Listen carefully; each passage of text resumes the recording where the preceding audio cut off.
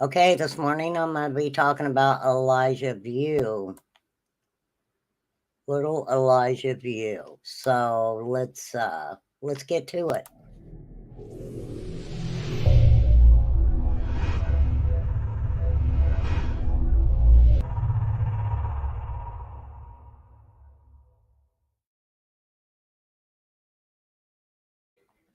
All right. Little Elijah View. Amber Alert was issued in Two Rivers, Wisconsin.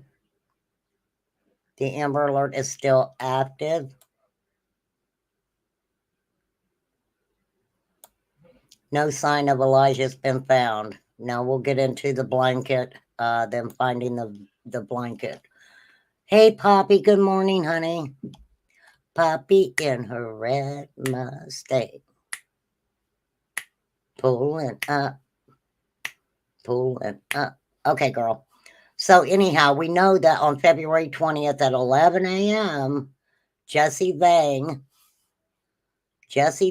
I will show you what this man looks like, called 911 to say 3-year-old Elijah was missing. Now, hey, Sassy Ann. Hey, H. Davis. I never got your thing, H. I'll let you know.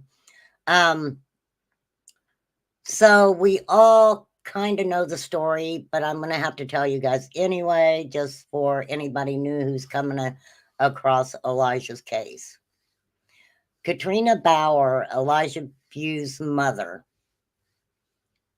decided that she was going to send Elijah to her boyfriend Jesse Vang's house to be taught some discipline, how to be a man at 3 years old.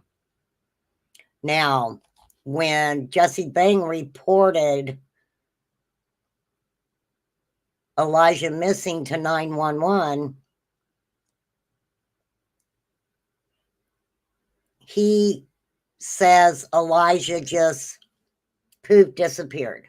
So the information that Jesse Vang was relaying to law enforcement was that Elijah had just walked off. Okay. And he had law enforcement initially believing that this had happened within a 15-minute time span. 15 minutes. Okay. Now, I got to get into these people right here. This is Jesse Vang and this is Katrina Bauer. Now, I want to give you kind of a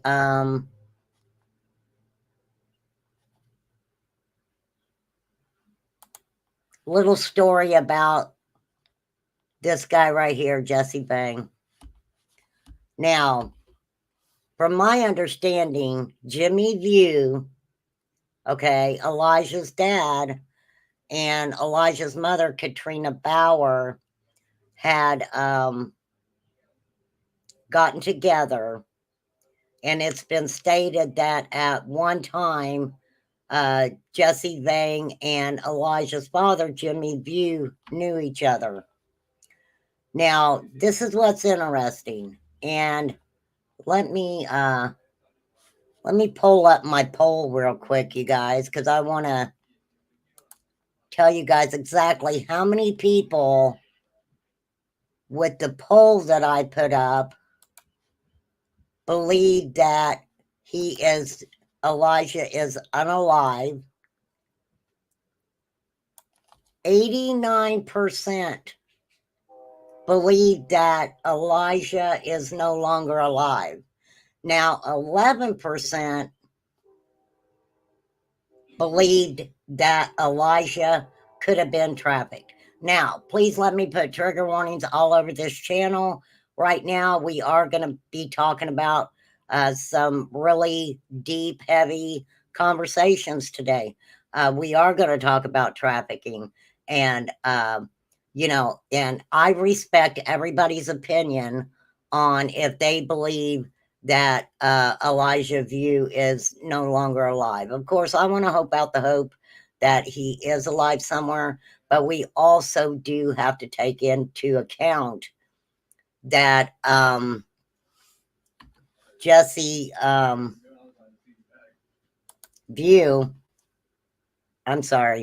Jesse Vang had been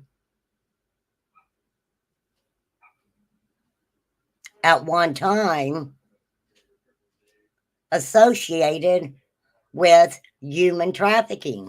Now, hey Jack, let me say this.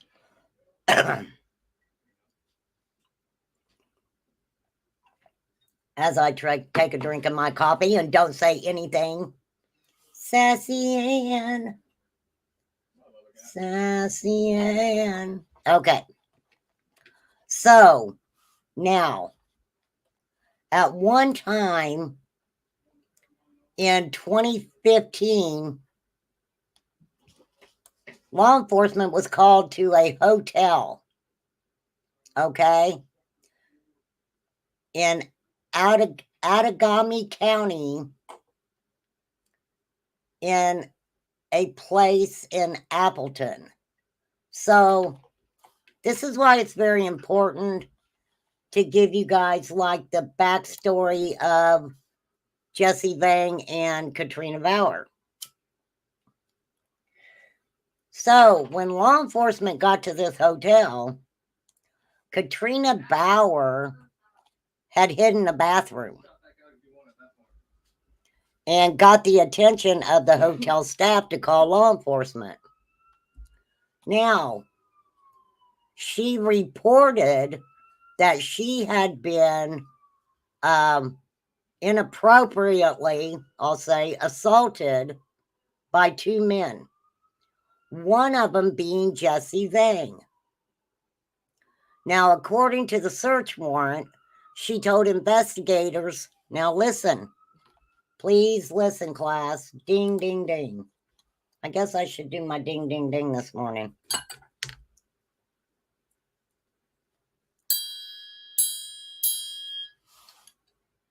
Very important.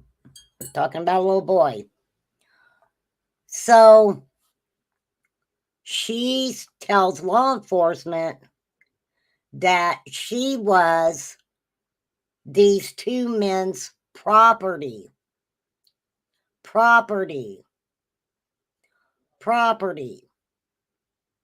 She belonged to these two men. She was their property. And described being taken to Minnesota. Sorry. Hey, Chai. Oh, thanks. To perform sex acts for compensation, including drugs. Now, what's this got to do with the 3-year-old? I don't know. 2 months later, this is very interesting, okay? This is very interesting, please. 2 months later, she asked police to not investigate the assault involving Jesse Vang. Why would she do that? Right? What did she benefit from doing that? So, Katrina had gotten involved with Jimmy View, Elijah's dad.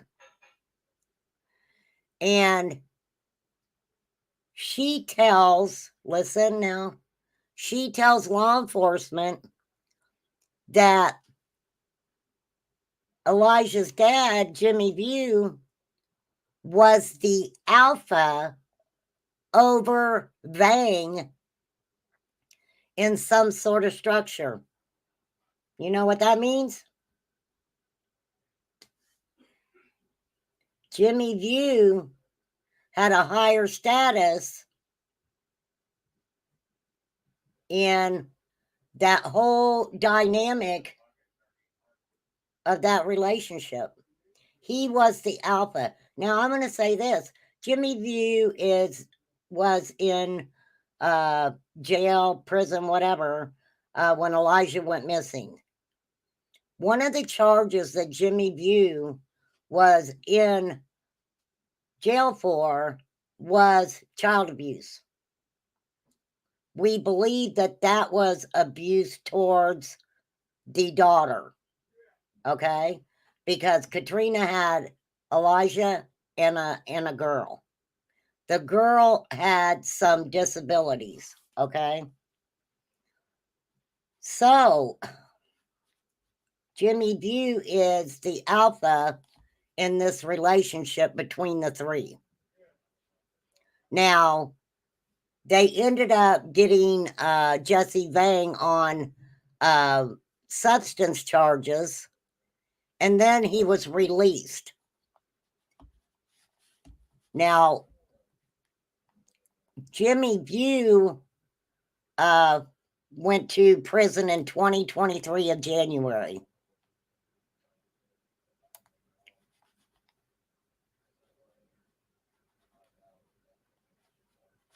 Now, it is stated why Katrina Bauer sought out Jesse Vang. She said that she felt alone.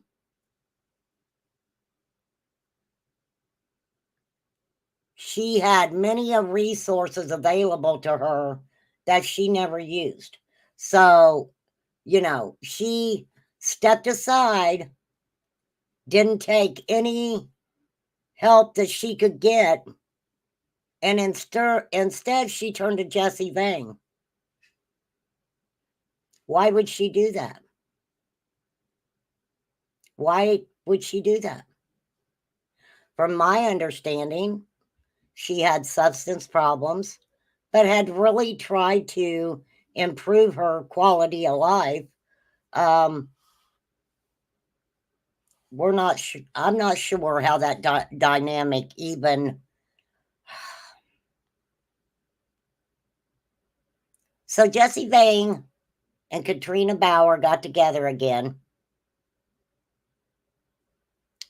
Couple made in hell, if you ask me.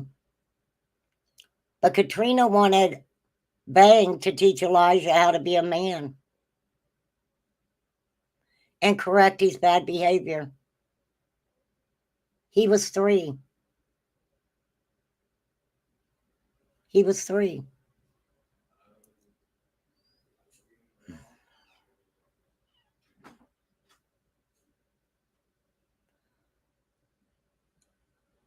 So Katrina met Vang and gave Vang Elijah to be a disciplinarian. 2 days later, this is what bothers me, okay? This is what bothers me. And I know that a lot of people feel that he's unalive because we heard of, some of what we consider abuses, while others just consider it neglect of a child. We heard different things, and I'll go over them about exactly what Jesse Vang said he did to Elijah. He admitted to what he considered disciplining Elijah. So 2 days after Katrina visited Vang in Two Rivers,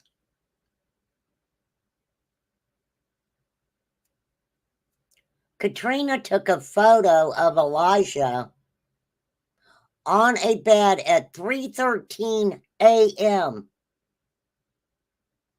He had a blindfold over his eyes, appeared to have bruising on his jawline and neck, as well as his upper left arm.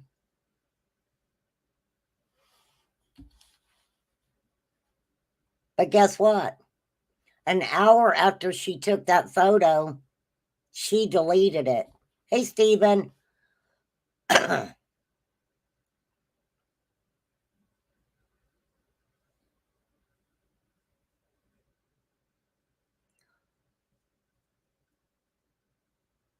Where might that picture have been sent?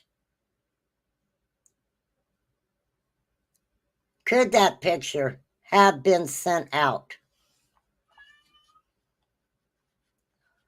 And we do know that he was seen with Elijah on the 16th of February. That's 4 days after Elijah was dropped off at an auto body shop.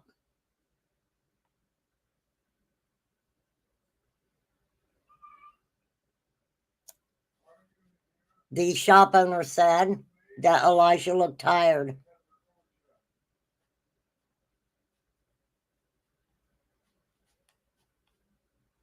On February 19, Jesse Vang told investigators Elijah was in punishment while he took a sleeping aid and watched a movie. The next morning, Vang got up about 7:30 a.m. to get his 15-year-old son on the school bus. And when he came back to apartment, he said he locked the doorknob, deadbolted it, put the security chain on the door to keep Elijah from walking out of the apartment.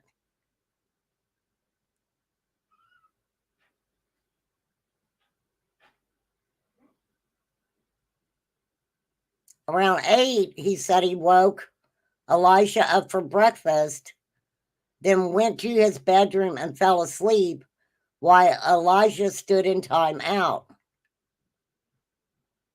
He called 911 at 10:59 a.m. to report Elijah missing.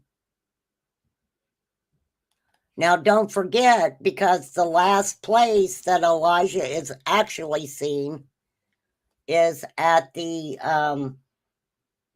auto shops, the auto shop.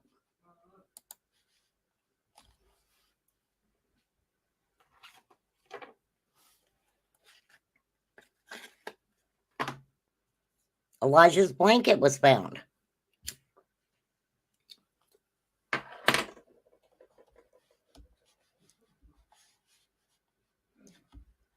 How could that possibly be?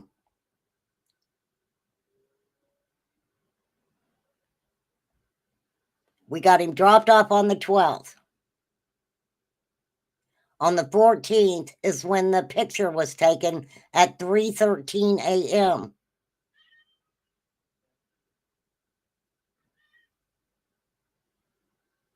So that's just a couple days. And that was the punishment? Being there for 2 days already? Blindfold over his eyes? Okay. Why did she delete that photo an hour later? Elijah last seen on the 16th. The 17th, Katrina Bauer came back to Two Rivers. She said she saw Elijah, but he was tired. I'm sure he was, ma'am. So Katrina, on the 17th, Katrina and Jesse Vang are going to different places, and all the video footage that they had, Elijah wasn't in the car.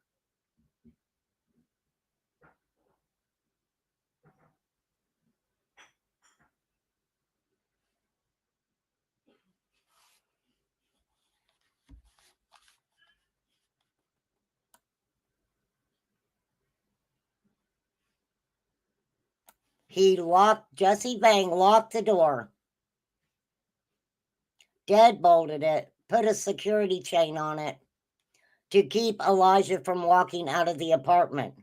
Elijah was 3 years old, right? What's up, Nicole? What's up, Eli?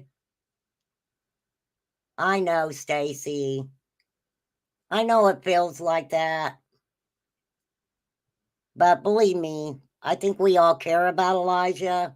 I think with you know, a lot of the community that has come from the Summer Wells case, you know, when there's a lot of us, when there's no new update, like with Sebastian or Summer or some of the other cases, I think it's important that we go back and highlight them again. Okay. And some people don't like to do that. But there are, where I've seen most of the support for the Elijah View case is mainly on Facebook. Mainly on Facebook. But it needs to be put out here. Thank you, Nicole. The blanket was found. Hold on, darling, and I'll tell you. I have it in here.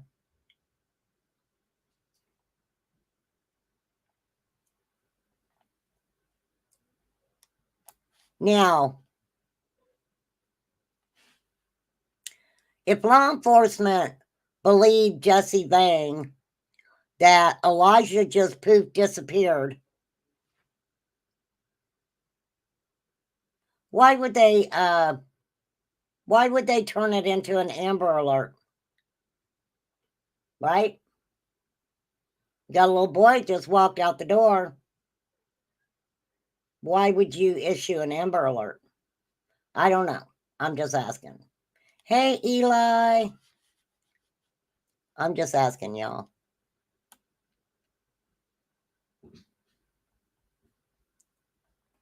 But even though I know that a lot of people think he's unalive, like I said, I want to hold out hope that somebody loving has him. But we also have to look at the possibility that this man and this mother handed this child off, right? Some people think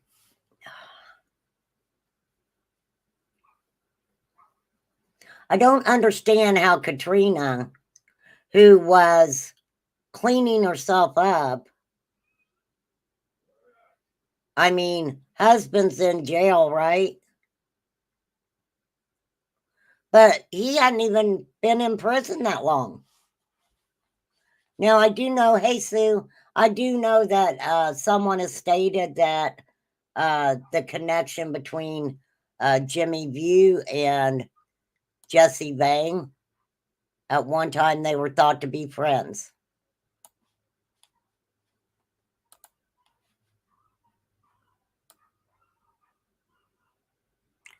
These two individuals have only been charged with chronic child neglect.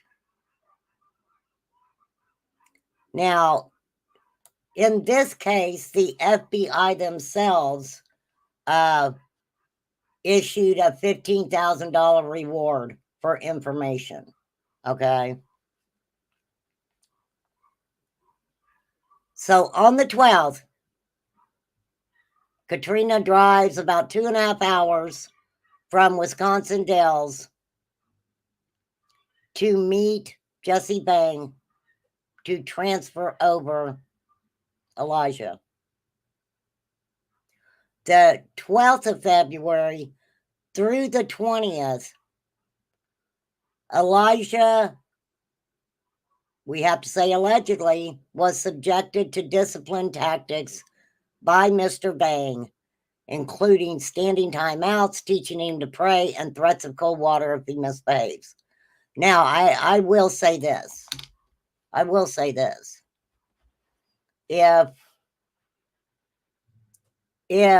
Jesse Vang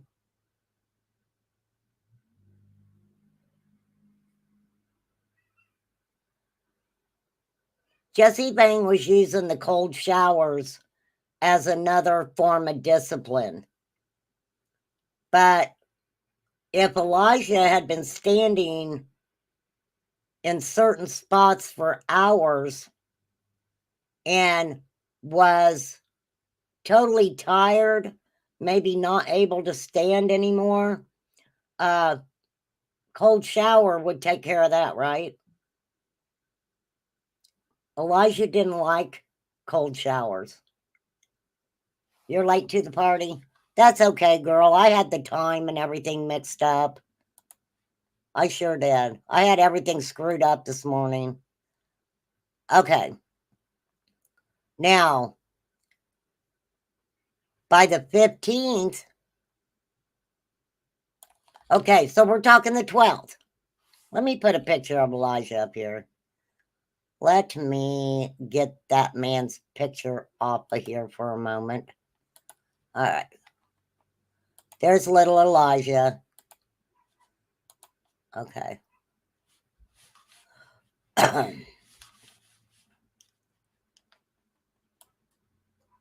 me find where I was, you guys. Don't have my eagles up today. Here we go. So, drops him off on the 12th. The 14th, when the picture was taken with the blindfold and bruising on his face. The very next day, there was another picture showing Elijah standing in the corner wearing just a diaper. It appears to be full, and his hands are in a praying position. Why are these pictures being taken? Why? Why are these pictures being taken? What's the purpose of them? Mom allegedly took the, well, I don't think we know.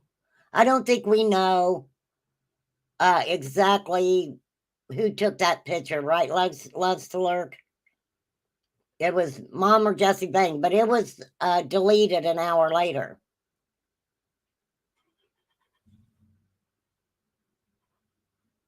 What kind of rush would anybody get by taking a picture of a child like that, even if it was him sending it to Elijah's mom?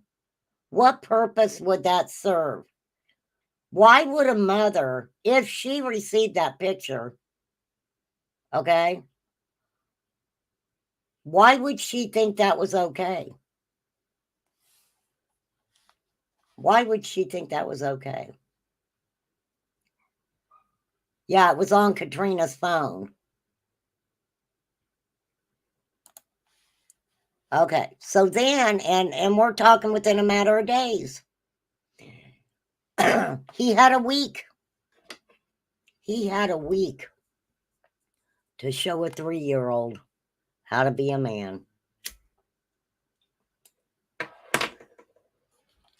How to be a man.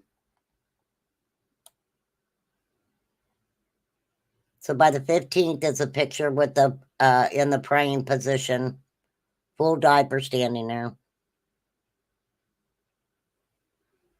The 16th is when they believe that Elijah was left alone for around an hour in Manitowoc City while Katrina and Jesse Bang went elsewhere. So who had Elijah? If he was at Jesse Bang's, then he was left with a 15-year-old nonverbal, right, loves to lurk? Jesse Bang's son was 15-year-old. He was nonverbal, right?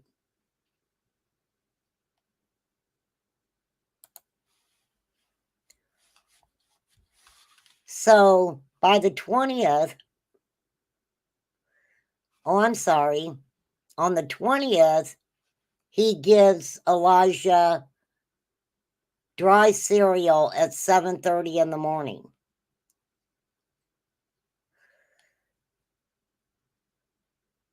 At 8 o'clock, Elijah's told to stand at the foot of Jesse Vang's bed and pray while he takes a nap. That's the last time Elijah was seen. At 10:59, Jesse Vang reports Elijah missing.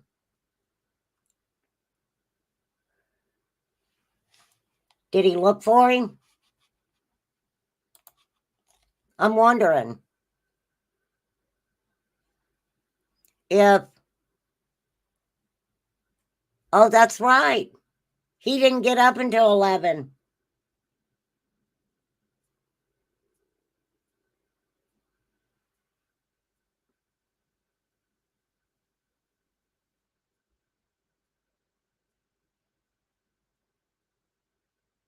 You mean the locks were on the outside of the door, right?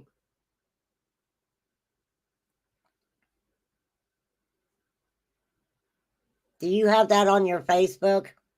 Because I went to pull your Facebook up and I couldn't find the right group for some reason. I thought I was a member of it.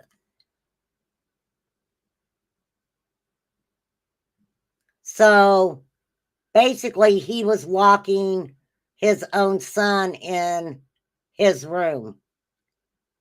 And if it was a fingerprint lock, he was the only one that could open those doors. See how twisted that is? Very twisted. Okay. All right, honey. All right, girl. You can come up here if you want. I'll drop the link. Believe me, this Elijah View, anybody can take the link. Anyone can take the link. I don't mind. Because it's about this baby boy. So that right there tells us that if he has Elijah standing at the foot of his bed, right? And he doesn't get up till 11, we know that that's 3 hours that Elijah was expected to stand there.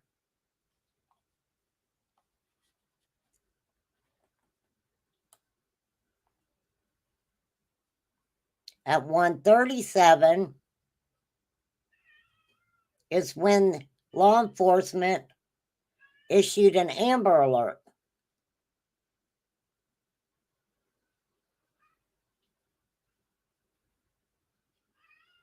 At the time, Elijah allegedly was said to have been carrying his blanket.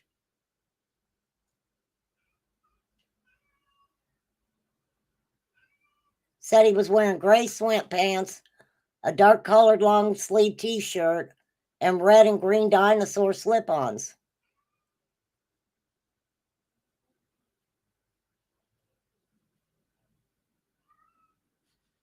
One of the slip-ons was reportedly found by the trash. I don't think it was ever verified that it was actually Elijah's slip-on.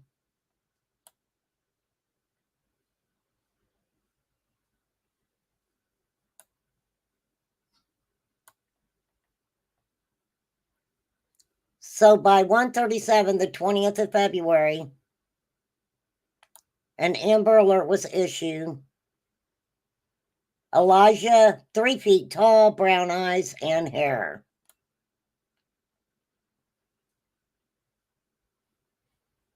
So by 5 o'clock, people are everywhere looking everywhere for Elijah. And they arrest Jesse Vang on suspicion of child neglect that evening. They arrested him that evening.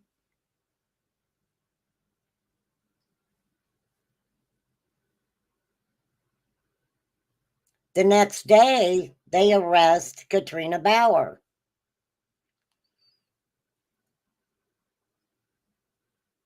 On the 26th, they start searching the landfill.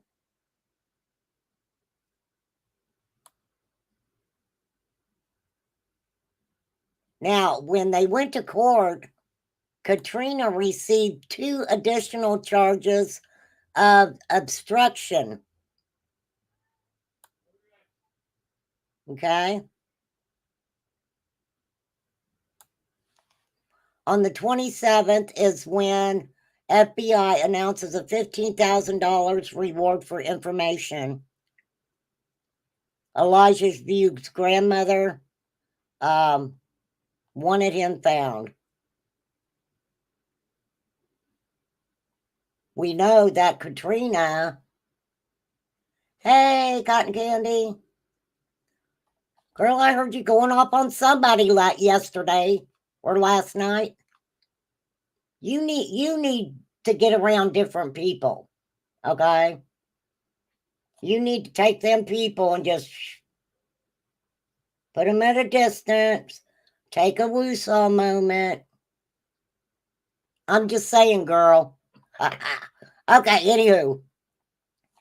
Okay, so the FBI says, okay, we're going to put out a $15,000 reward. Right? Somebody tell us something. Now, Katrina, oh, Your Honor, can you change my bond? Because I ain't got no money to get out of jail.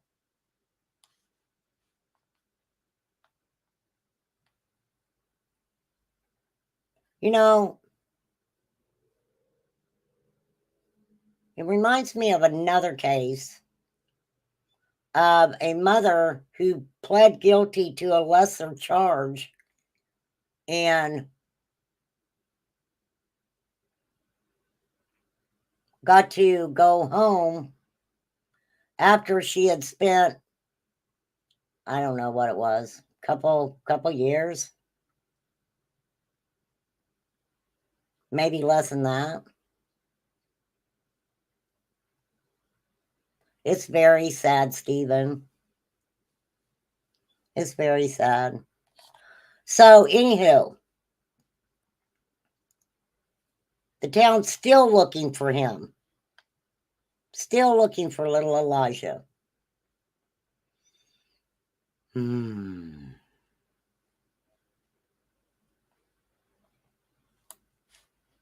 me see if I can find where the blanket was located. 4 miles. 4 miles. The blanket was found 4 miles.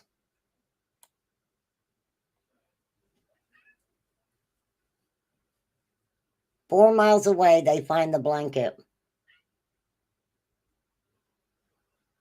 So why would the blanket be 4 miles away from where Elijah was? He's 3 years old. He ain't walking 4 miles. He's not walking 4 miles without somebody seeing that child walking.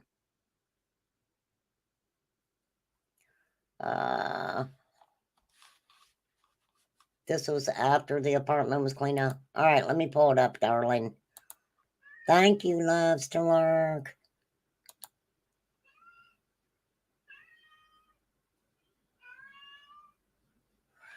That looks like an alarm.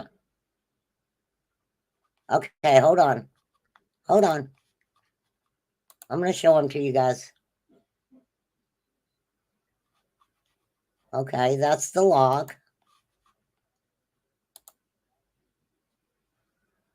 I don't know what that's supposed to be. All right, you'll have to tell me what some of these are supposed to be. Okay.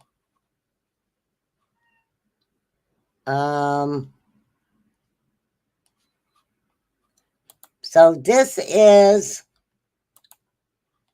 the door. Now, is that an alarm? Okay, thank you, loves to lurk. Maybe. Maybe you do hear my cat. Let me go see. Hold on, dang it, David. Let me check see if my cat's stuck in here. All right, where are you at?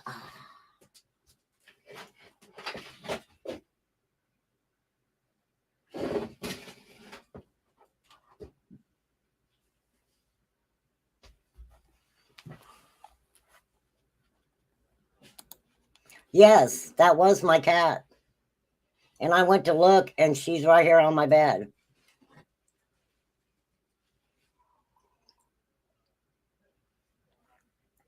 Why would he have a Ring doorbell camera on it? I don't. Now, I know they have alarms that when you can hook an alarm up, and when somebody accesses it, it goes off. Okay, hold on, y'all. I'm gonna pull the next picture up. I just don't want to, I don't want to put my friend's name out there. Okay, and these locks right here is what you're saying was turned around backwards, right?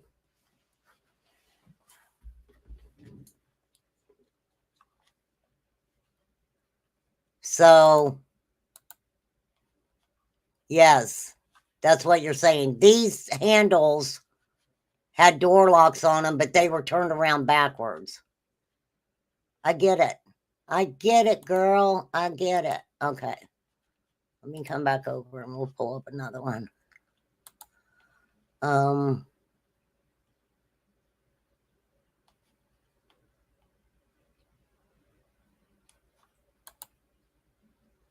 Oh, I get ya. Here it is.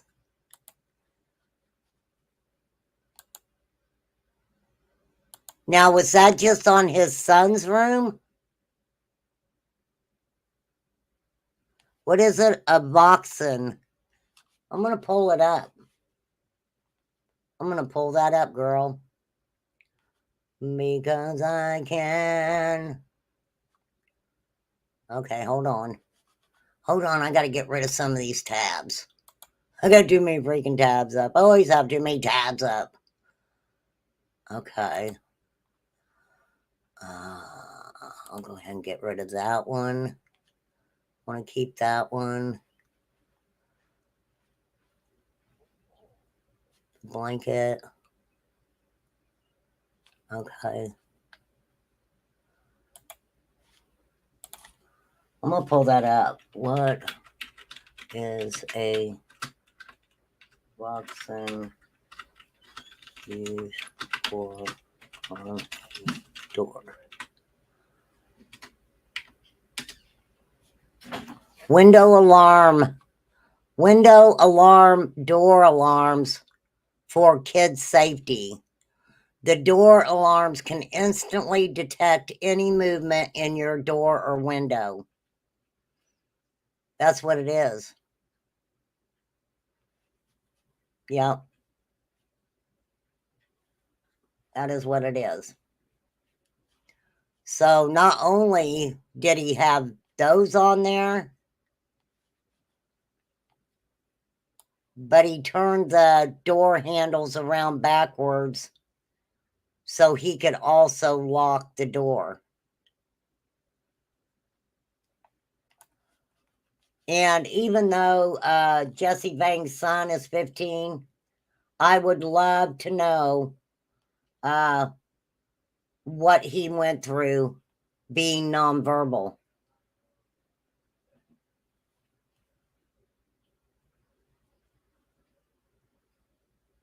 But was that, I guess this is my question, because you know I have a lot of questions, girl.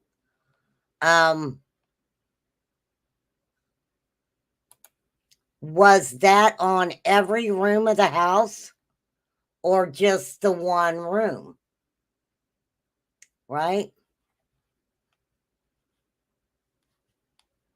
All right. What is this? What is this? What is on the sink? What are we supposed to be seeing on the sink?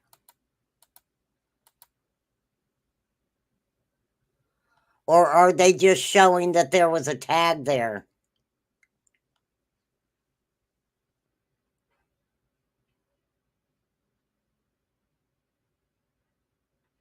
Okay, markers,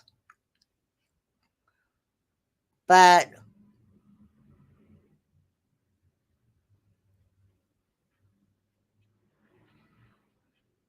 did these people clean it and then take these pictures?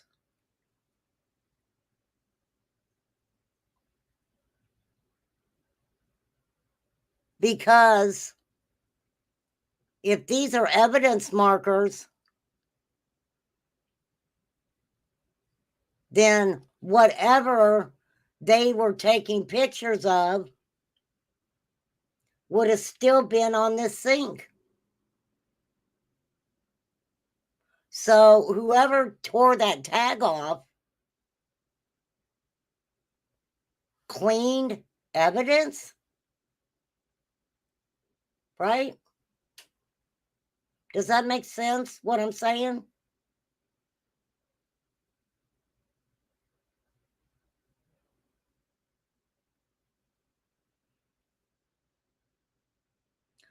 Yeah, I know that you're saying it was on the drains and everything, but what I'm saying is whoever removed that, whoever peeled that off would have seen the evidence that was there,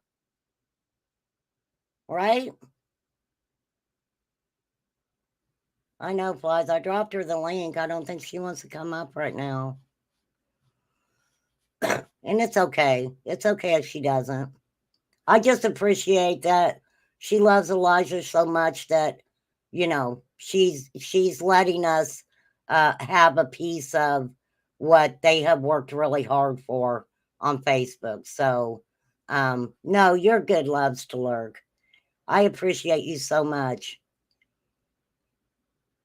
Okay, they were left on all the sinks.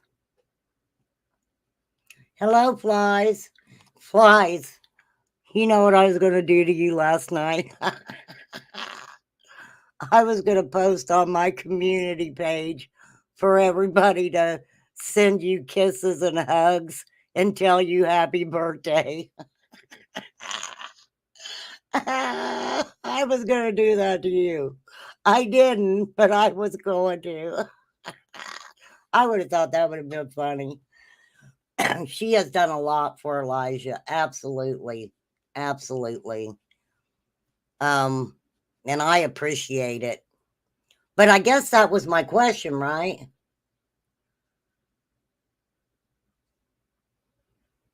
So I guess what I'm saying is that, okay, if they got permission to go in and clean and repaint, they had already cleaned off. They cleaned off the evidence that was on there because police don't do that, right? I know it wasn't your birthday. I know it wasn't your birthday. I was just going to fuck with you. It would have been funny. It would have been really funny. I could see her by happy birthday. Okay, you know I got a weird sense of humor. So, okay.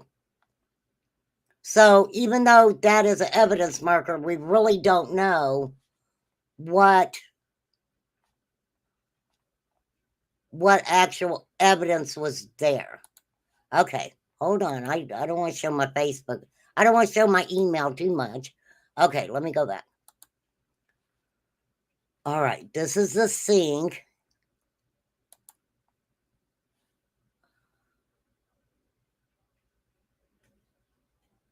I wonder what was in the sink. Okay, wait.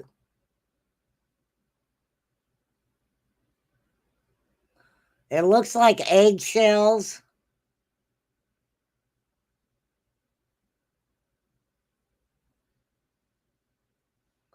Yeah, I don't get that.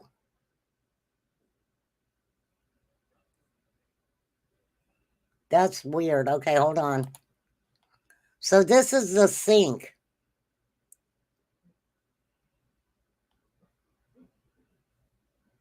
But yet, what evidence do they have? Because they're only saying that he was neglectful, right? Thank you, Loves to Lurk. You think they were just checking the drains. Okay. Okay. Thank you for saying that, because I was just kind of going out my mind there for a minute. Because I'm like, if they had evidentiary proof that he did something, I'm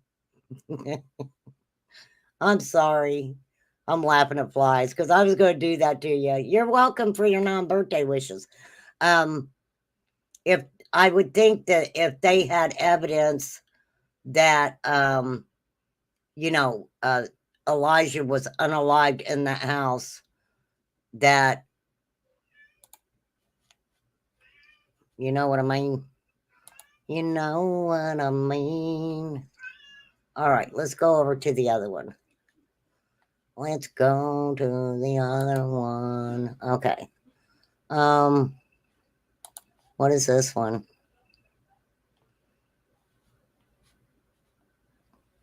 Is that a handprint? Is that a handprint on that door? You guys see that? Do you guys see this? That can't be a handprint. That's huge. That's a used freaking handprint. That's what yeah, it looks like a handprint to me too.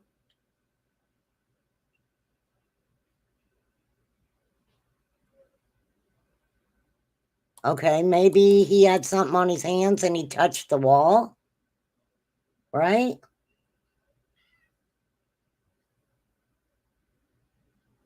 That's a big ass handprint, y'all. Okay. Okay.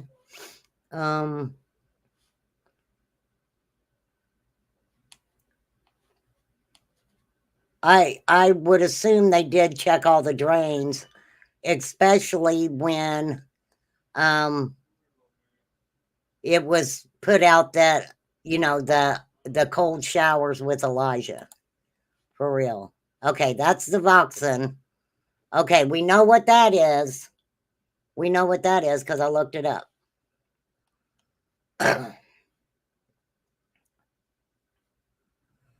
Yeah, they were checking all the. Now this right here is just activates the alarm.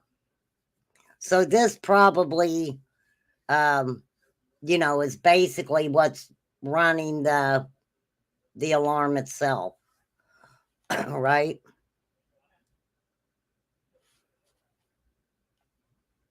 So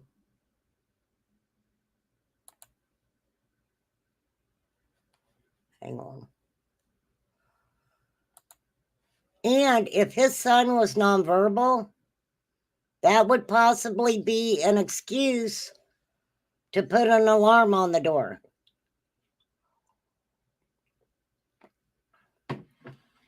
I paid a door dasher to go in there and take pics of washing machines being taped off.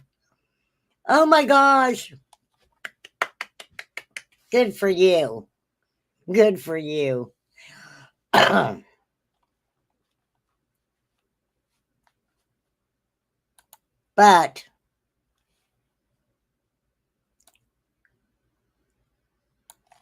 this is what bothers me, okay?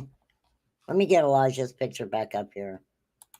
And I know that the poll was very high percentage that people believed he was not alive.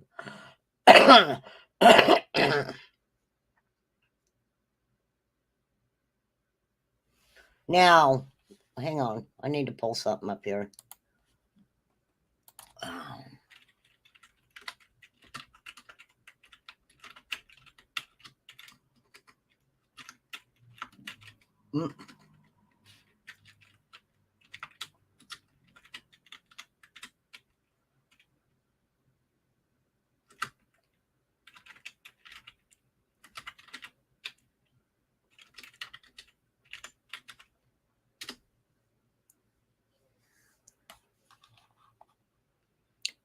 Jesse Vang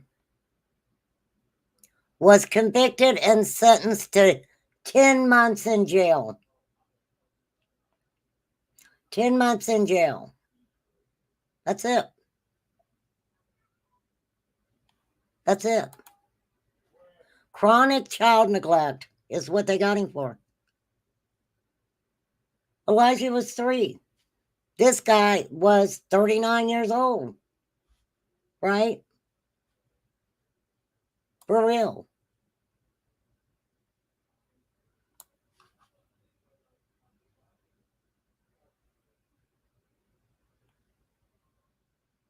He pled not guilty. Yep. They all plead not guilty, don't they?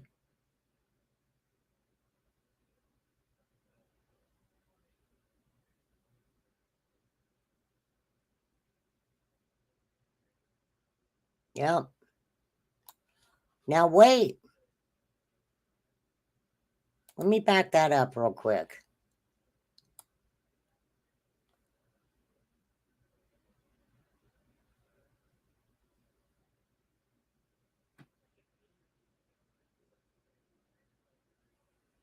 Hold on.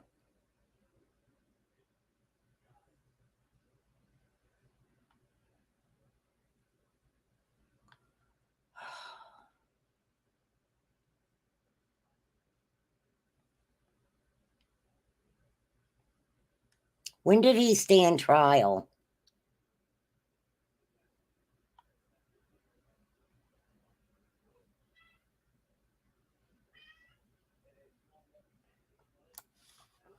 Okay, so I have a question. Right?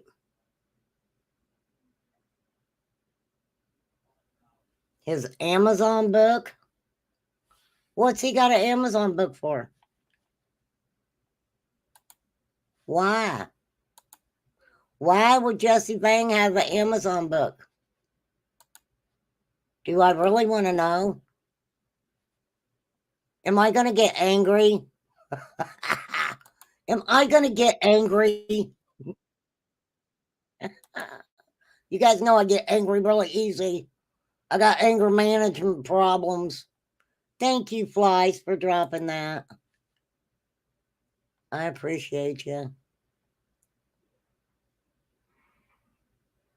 No, that can't be him.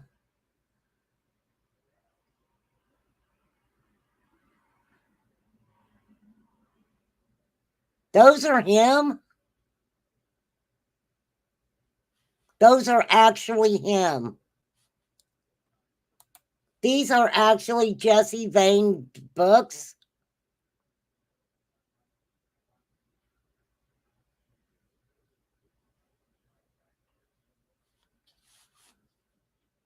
Okay, wait. Are you sure it's him?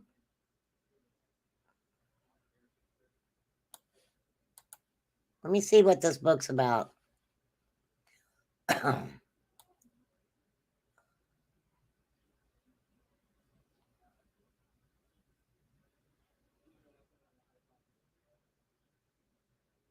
I don't know.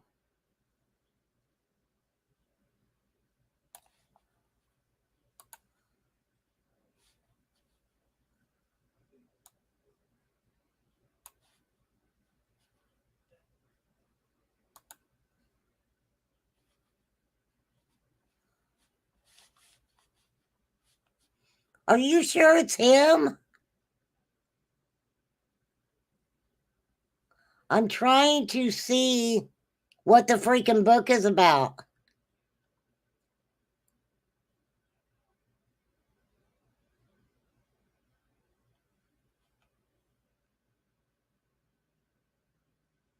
Flip the pick? I don't know how to flip a pick. How do you flip a pick? For real. To-do list. What is the book about? What is the book about? Because it's not,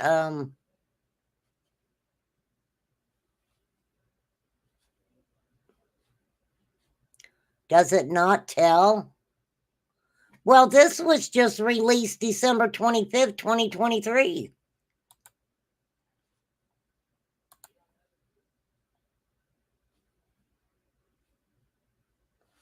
What's the freaking book about?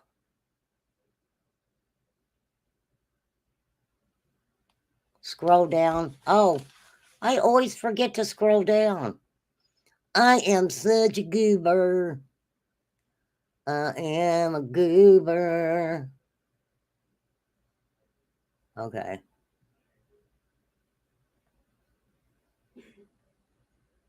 I'm a scrolling. I don't see shit. Okay, anywho. Yeah, it's not on my computer. It's 100% him.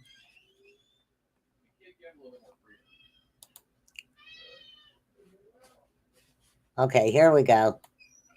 No. Wow, that's really weird.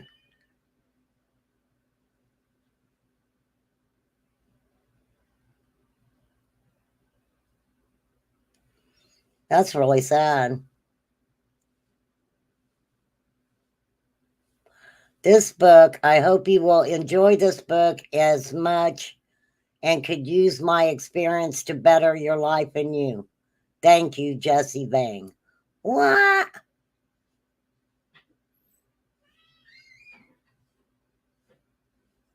Click the rocket ship on.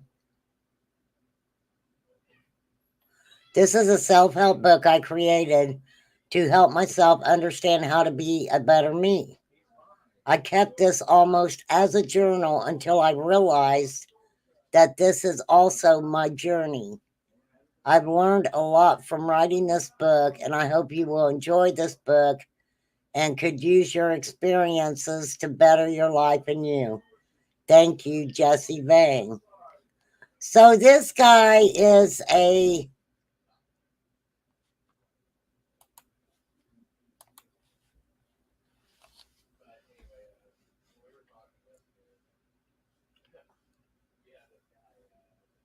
oh, wait a minute. Okay, hang on, I gotta go back.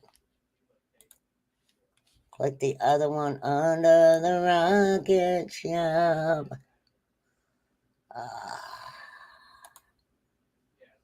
Wait a minute. Wait, not that one. Hold on, sister. Sister. Okay, so he's talking about bettering his life. How does a little boy, 3-year-old boy, and what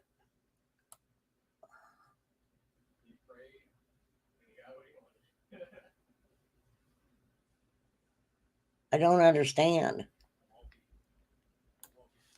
I would have to read the books. I may have to buy the books and read them. For real. That's too freaking weird.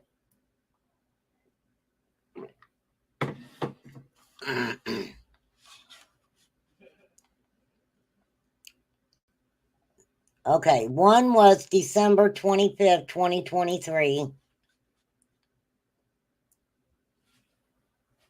Lord, help this little boy.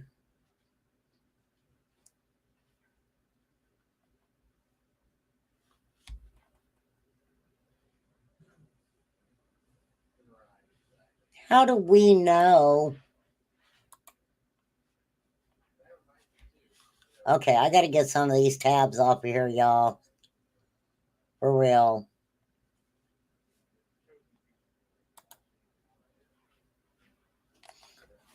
So Jesse Vang is intelligent enough to write a book, right? Oh, you did buy them? Just let me ask you this, right? You sacrificed your $20 for the group. Bless your heart. You were just going undercover there, wasn't you, girl? That was very smart, though, to pay somebody to go over there and take pictures and check out the washing machines. For real. But I have to think this way too, right? God, I'm getting fat.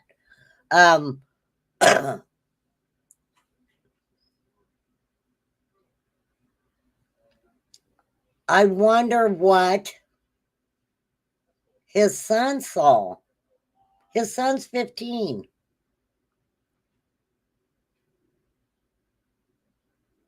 Boy, I would love to know. Well, I would love to know a lot about the 15-year-old son and exactly what was wrong with him. Okay. All right, hang on, y'all. I got to get rid of some of these tabs. I always have 50 million tabs open. 50 million tabs. Okay, so we know that law enforcement went in. They pretty much checked all the drains, et cetera, et cetera.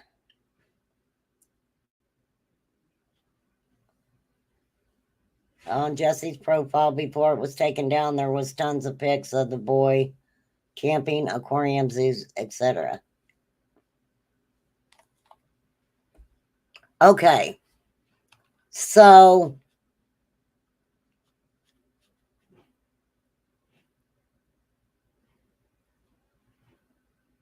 all right, wait.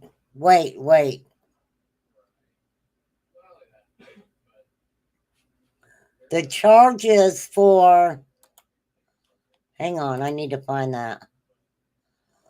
Oh,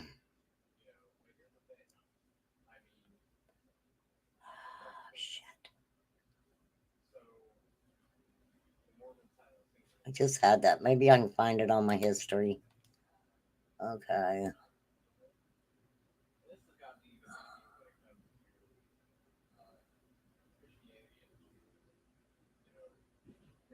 Fuck, I knew it was on there. All right, give me just a second.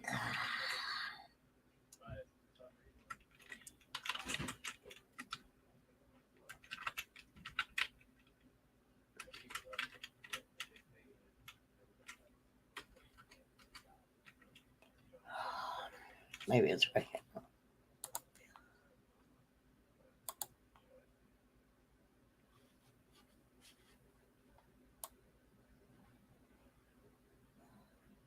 Okay, I can't find it right offhand, but the year that Jesse Vang and another individual allegedly sexually assaulted Katrina,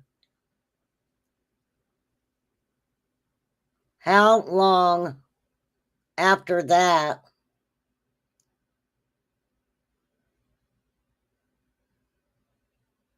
how much time had passed before they got back together again?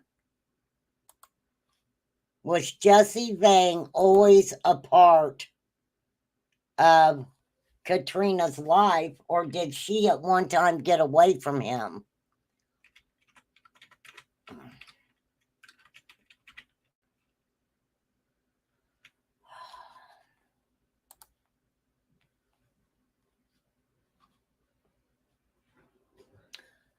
Okay, that was in 2016.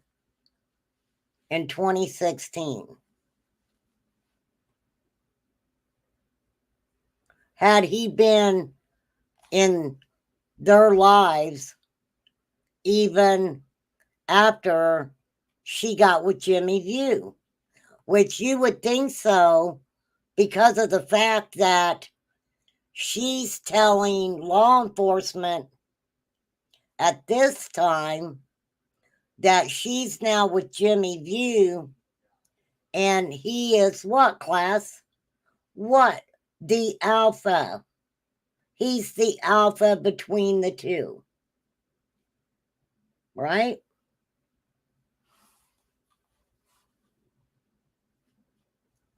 which means that she felt whatever Jimmy said, Jesse Vang would listen to.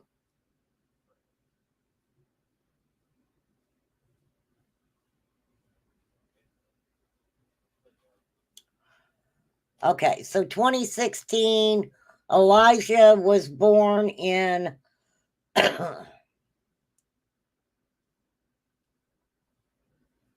what?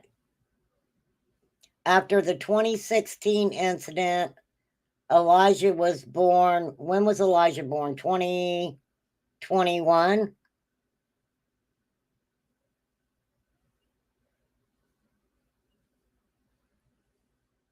I don't know.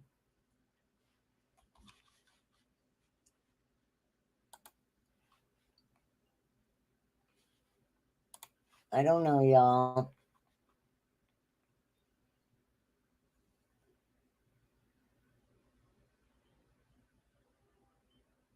Thank you, Loves to Lurk. That's what I thought. Um, that he had always been a part of her life.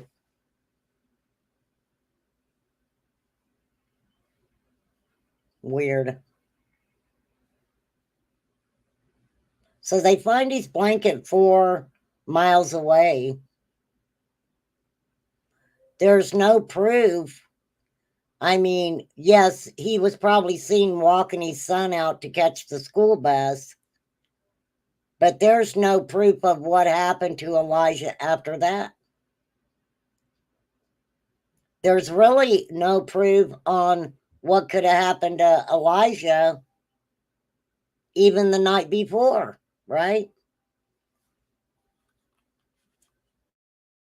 If they go by the last time Mom actually seen him.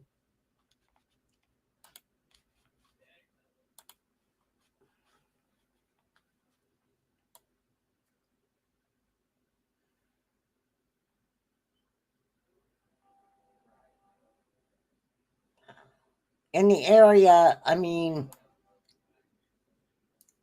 Jesse helped Katrina setting up a place to live when she first got the kids back from DCF. Jesse helped her with the bare minimum, and she saw him as Superman because she's never been. Yeah, I knew she was an addict.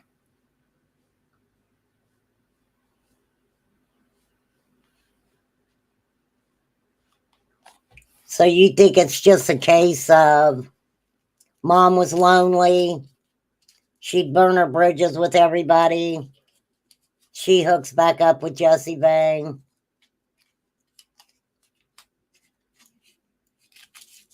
I would like to know where Elijah was while they were in that apartment having sex. Where was his son?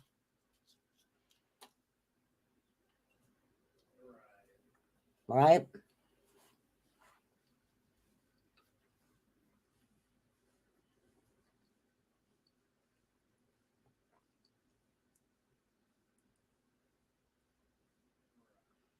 I don't understand that because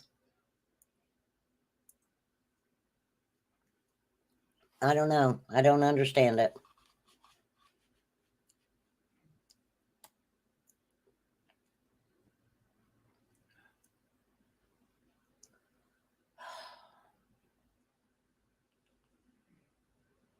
I think the reward is up to $40,000.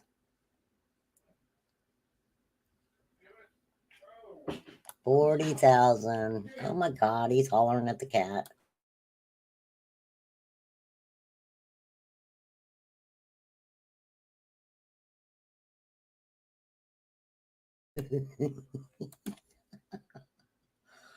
He's hollering at the cat. At the cat, they're knocking everything on the couch.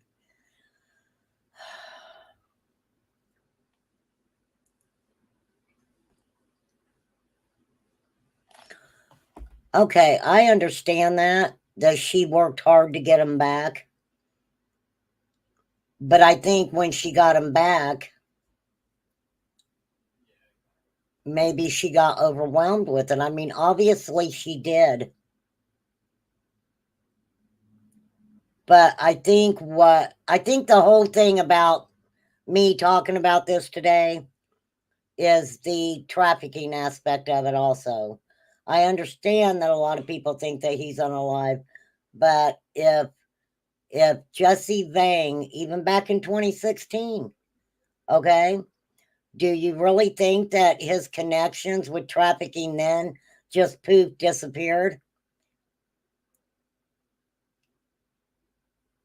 Right? Could he have taken Elijah's blanket and threw it out the window? So that way, Elijah obviously doesn't have that blanket anymore, right? It was found 4 miles away. 4 miles away.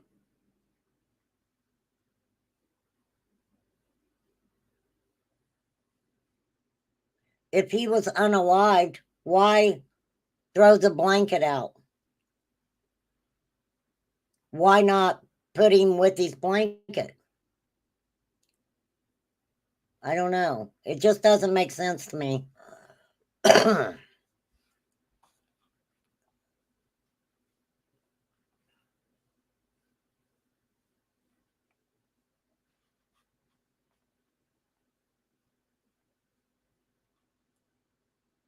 Let me say this, and I understand what you're saying about her relapsing and stuff, but when there are times when a single mother has more than one child, and one child is perhaps more needy than another one, um, depending on Katrina's mental status, what happens in some of those cases, right? They,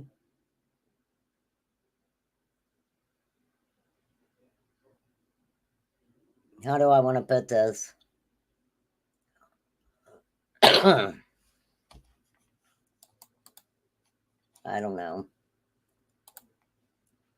I don't know. I do know that I know, Loves to Lurk, that you also like to you've kind of defended Katrina Bauer, you know, and her personality and the struggle she's had, and you know, not I am not discrediting that at all.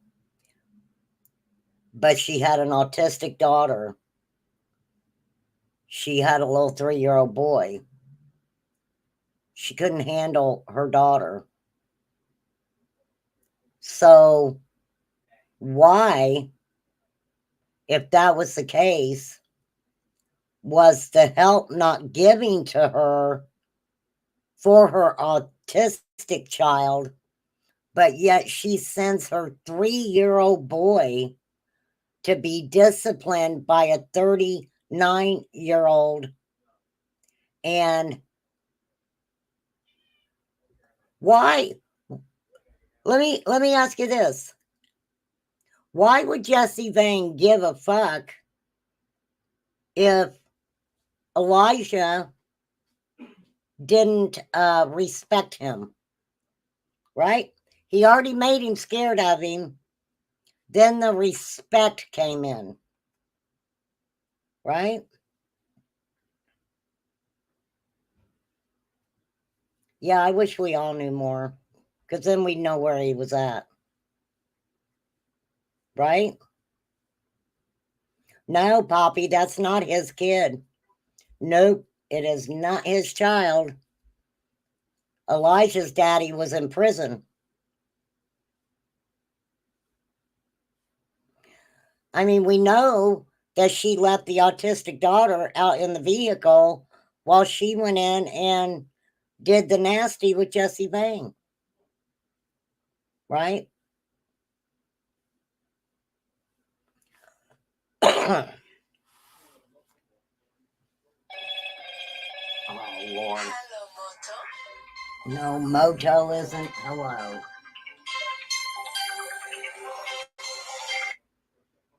Hey, I'm live. All right, bye.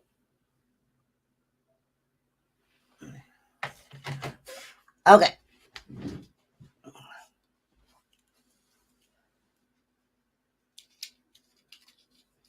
Well, the thing is, loves to lurk. I mean, that's I'm gonna pin your question. Um, this is why I can almost. I'm not 100% sure, but I think the only reason that they only spent 2 days in the landfill looking for Quentin was because Jesse Vang made it seem like that Elijah had just went missing, right? Elijah had just went missing. So depending on when trash was picked up, what they would be looking at would be more on top of where the trash actually was dumped, right?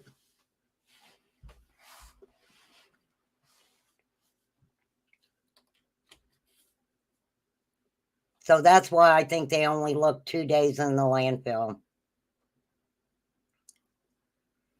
That's what I feel too. Lake Michigan is, yes.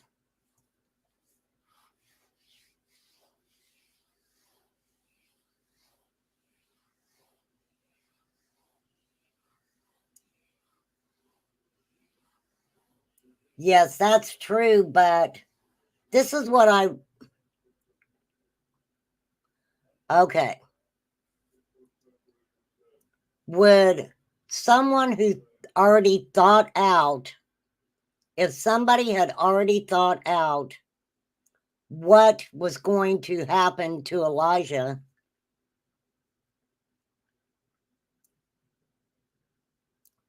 as it was either Elijah's little house shoe or one that looked really close to it was found by the dumpster. Then you have his blanket found. Could that have been put there to make law enforcement think something totally different than what everybody's thinking? Right?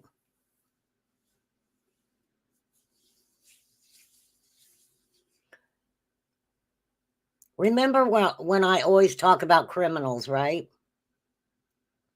Criminals will sit back and watch law enforcement investigations.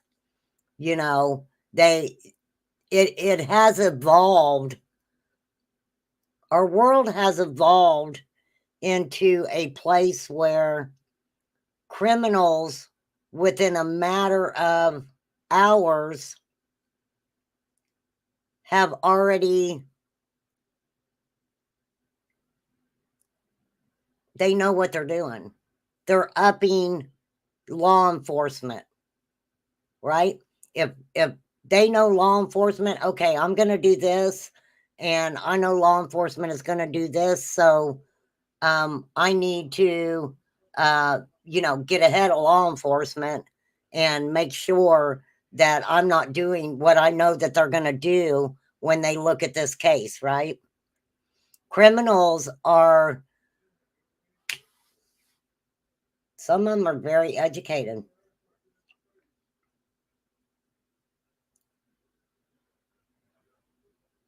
Yeah, she took him there deliberately.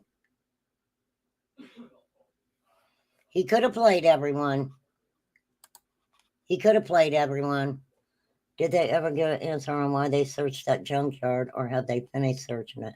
Oh, I think you're talking about Sebastian flies when they went to what the heck? The junkyard. The one How to Make a Murder, Steven something. They went to his junkyard and looked for Sebastian. I know that with Elijah, the last video they had of him alive was at a auto body shop. So it was Elijah that they looked at Avery's junkyard for? Why did I think it was Sebastian? I'm getting my cases mixed up. There's too many kids. Too many kids. Y'all stop. Leave our kids alone. Freaking telling you.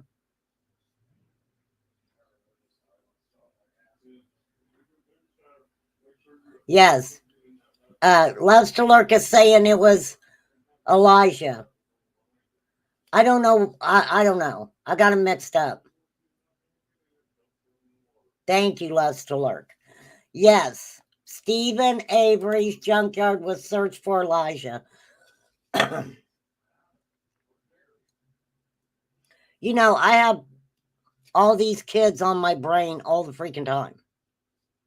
I really do.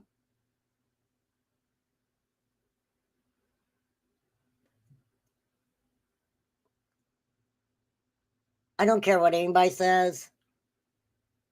Talking about missing children, trying to cover these cases, trying to keep them updated, trying to keep their name out there. It's a 24/7 job because it doesn't stop. It doesn't stop.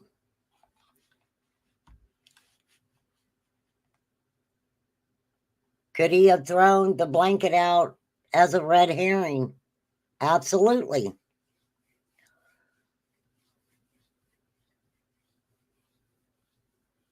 Madalena's mom's been sleeping outside for the last 5 days.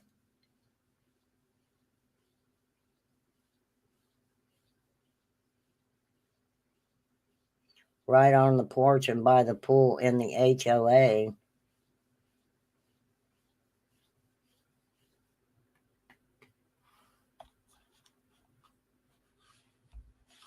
I have to pull Madalena up. Madalena Kojikari. That's the one I was talking about earlier. That's the one I was talking about earlier. Yeah, with the facts, Flies. I absolutely agree with you there. It's even harder. Let me tell you guys something. It's even harder to talk about these kids and make sure you're following all the facts and don't get caught up in the hoopla over here and who wiped whose butt a week before the child went missing and stuff like that. It's not easy.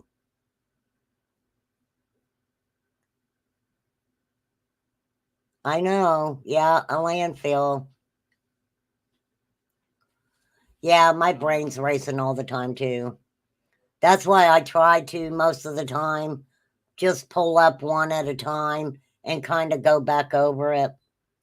Even if we don't learn anything new, it's worth just putting the name out there again, you know. But could have he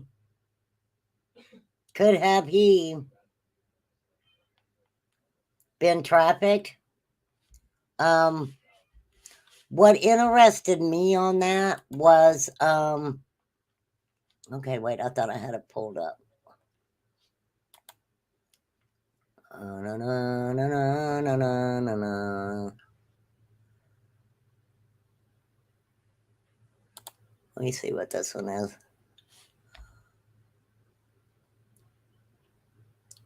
Oh, that's Jesse Vang in 2016.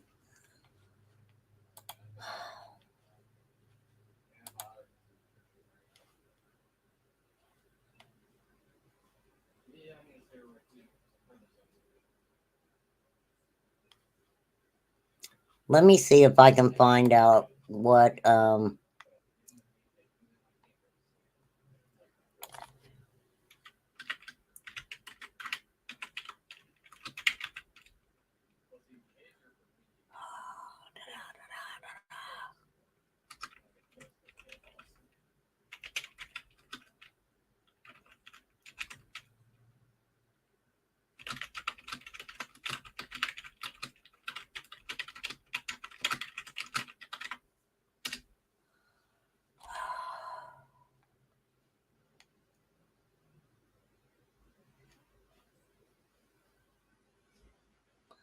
Okay, I didn't find what I was looking for.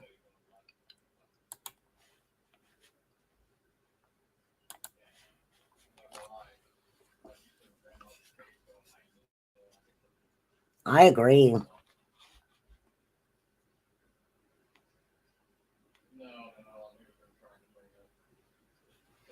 Well, that's the problem, Loves to Lurk, because these parents are getting released. They're getting released with a slap on the hand. How many of these parents of these missing children, how many of the mothers and fathers do you think followed true crime cases? How many of them do you think watch true crime shows? How many criminals in the world do you think have watched true crime shows? Seriously. I ain't even a criminal and I watch them. They watch them for other reasons. I guess that's how I should have explained it earlier when I was talking about, right? Madeline Kojahari's parents are absolutely disgusting to me that they would go the amount of time that they did. Hey, Island Girl. Hey, Lisa Kleckner. The amount of time they did without even reporting her gone. But then we look at Harmony Montgomery, right? Then we look at Harmony Montgomery.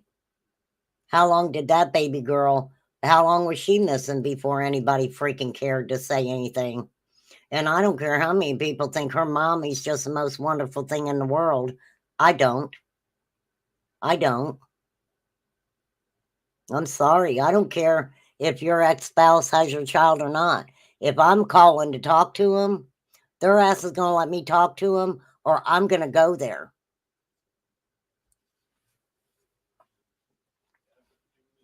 Sad. Very sad. Very sad, sad, sad.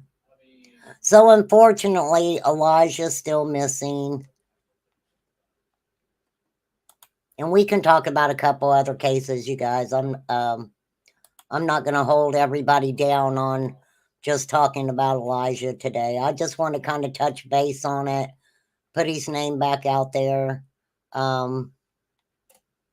You know, we got to keep it out there. We have to keep these babies' names out there.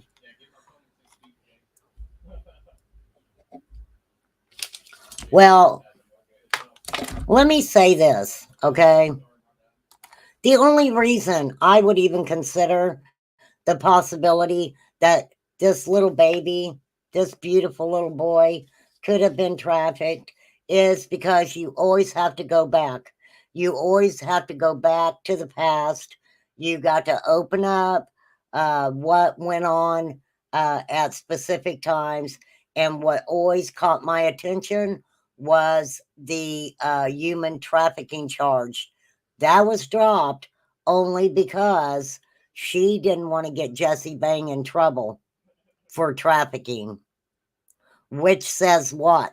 If she would have got him for that charge, he probably would have possibly unalived her at that time. Right? She couldn't get him for trafficking. She didn't want him arrested for trafficking because she says, I am with an alpha male now that is basically, you know, not going to let Jesse Bang do that stuff to me. Right? The possibility is there. Whether it be trafficking women or children. A man who can traffic a woman can traffic a child. A man who even knows anything about trafficking. Don't ever underestimate them. Don't ever underestimate them. For real.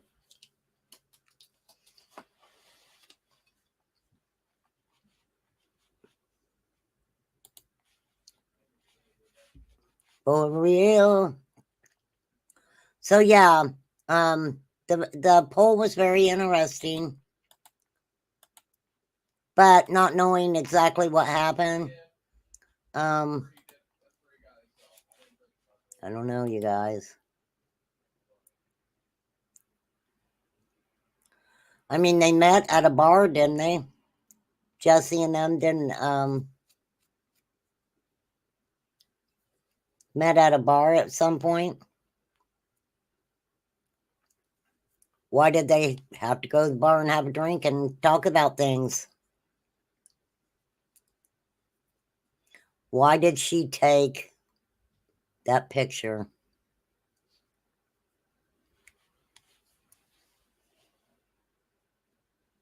Oh, that's good. 10 different states, has 3 billboards.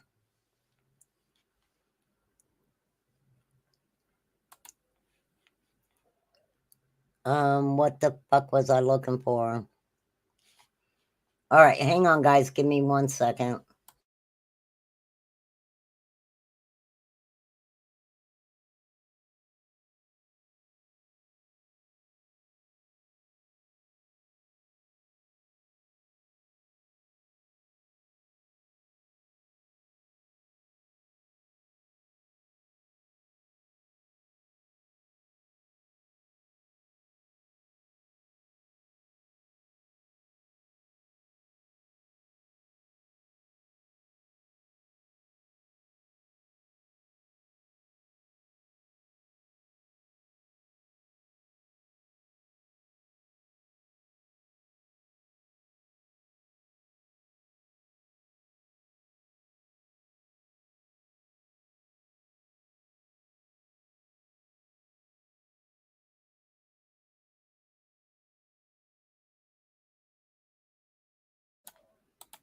Katrina dropped Jesse off at the bar, went to the Quick Trip, picked him up.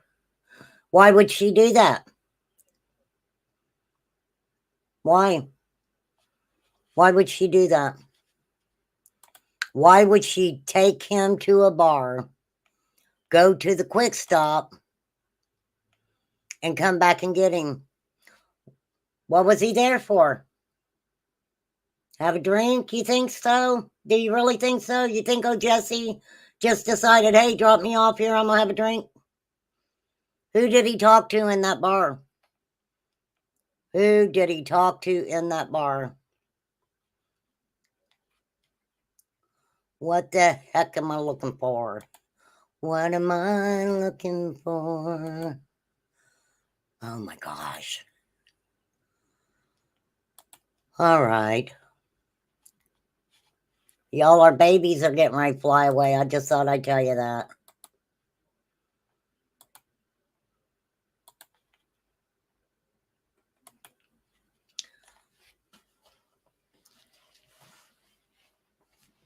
He was there for a birthday? Oh, isn't he a nice guy? Let me go to this birthday party. Well, I've got a 3-year-old and a 15-year-old nonverbal child at home, and we'll just leave them by themselves.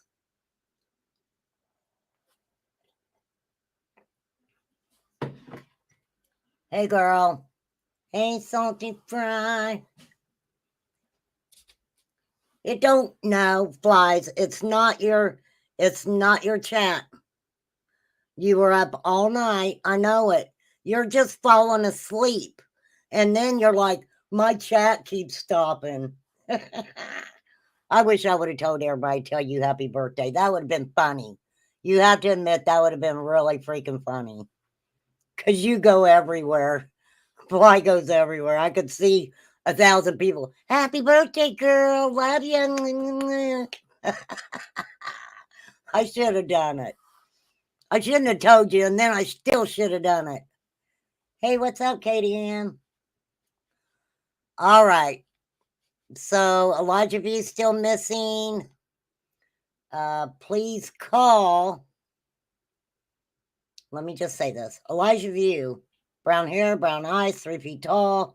If anyone has any valid information, please contact Two Rivers Police Department at 844-267-6648. And also, you can call the FBI. Call wherever you need to call. Okay? Call where you need to call if you have that information. If you're not comfortable calling one law enforcement agency, call another one. Okay? That's just the way it is. That's like, people with Summer Wells case in Hawkins County. I don't want to call law enforcement. I don't like them. Call freaking another law enforcement agency. Jesus. Come on. If you do it the 24, it will be correct. Oh, okay. The 24th. I'll remember that. So, okay. Okay, we're gonna switch this up a little bit. I'm just saying, we don't know what happened with Elijah, and I understand that a lot of people think that he's no longer alive, and that's a possibility. But in some of these kids' cases, please don't overlook the fact that there could be a possible trafficking situation there. Okay. And one of the things that bothered me, and I'll say it again, is the picture that was taken with the blindfold on. It, to me, and this is just me, you guys, to me, Jesse Vang was, in my opinion, trying to get Elijah ready for something. And I don't think it was necessarily getting him ready to be a man at 3 fucking years old. I mean, come on, y'all. Really? Really? He was 3. I don't think he necessarily was trying. Okay, let's put it like this. If he thinks he was teaching Elijah how to be a man and obey his mother and pray, for some reason, it just seems to me like he was trying to prepare him for something that wasn't necessarily to go back and be with his mother. And if that's the case, and he was going to go back to stay with mom, there's something about the verbiage. I'm going to teach him to respect me. Do you really think Elijah being 3 years old, if he is being taught to be afraid and be respectful, for who? Was Jesse Vang going to be in his life for the rest of his life?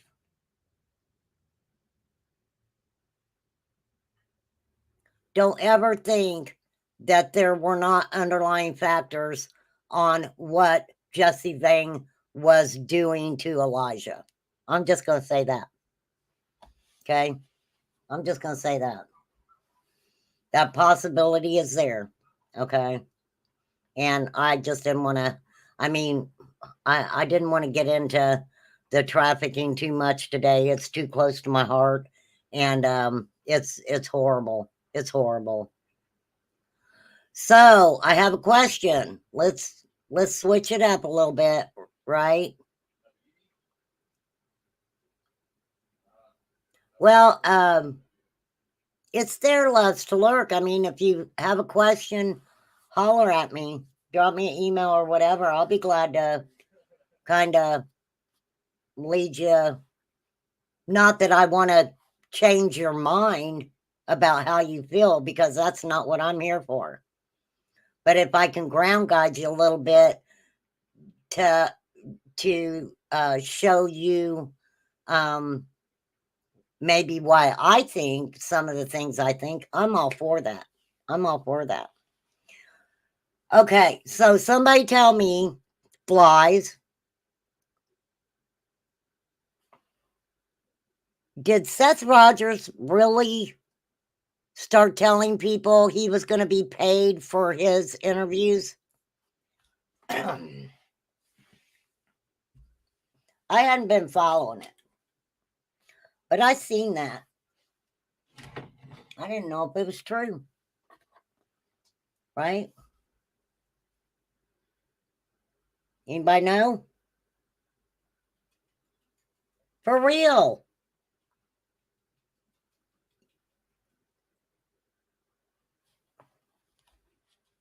Nah, I love those emojis. Thank you guys for that. I'm glad you guys like them. For real. Okay, nobody gives a shit about Seth Rogers. Alrighty then. That's what I thought. Nobody cares, Seth. We care about Sebastian, Seth. Not you. All right, I'm going to get ready to get off here. I've got about 10, 15 minutes. I didn't see it from him, but I heard he did. Nonprofit, and that I was dumb enough. I'm sorry, Chai. I'm not laughing at you, girl. I'm not. I'm not laughing at you. Well, you got a good heart. That's what it is. Okay, loves to lurk. I know Seth refused a sit down Why? Wait. Bullshit, Lisa Kleckner. I don't believe that. Why would John Bonet's dad talk to freaking Seth? Are you kidding me? Do you have a receipt on that? I don't care if he's got freaking 500 books and YouTube, TikTok, Twitter, Twacker, Wanker, what the fuck ever. From a respectable channel. Are you talking about, okay, you're talking about him. Oh my gosh. That's crazy. I don't believe that. Why would JonBenét Ramsey father want to talk with freaking Seth Rogers? Yeah, they're still looking for the receipt, I'm sure, Lisa Kleckner. Keep me posted on that, Lisa, will ya? That is such bullshit. It was CrimeCon. What the? Did Seth go to CrimeCon? JonBenét Ramsey's dad was at CrimeCon? Yeah, I knew what you were talking about, Flies. The pay thing, yeah, I knew what you were talking about. That's why you said why?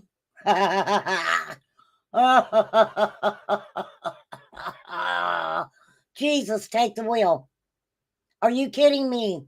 What is wrong with you, Seth? I try to get away from you and you're right back in my face. I can't help it. It's like fucking all over. Shut up, Patty.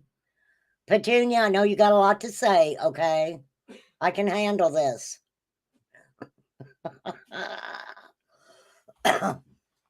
No, he didn't. When did he go to CrimeCon? Yeah, who knows us, Dolly or Nancy Grace? He went to, did Did the subscribers pay for him to go to CrimeCon? Yeah, he is a whole mess. What's up, Mr. Nobody? Peace. You're nobody till somebody loves you.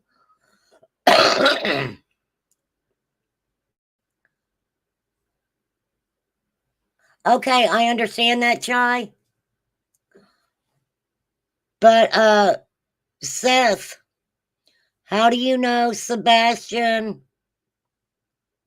is deceased?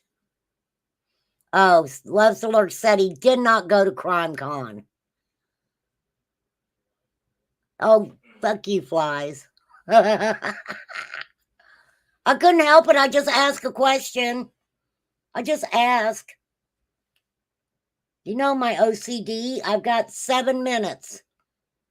I always change the topic after we talk about a young child gone. Why not ask about Seth and his money-making schemes?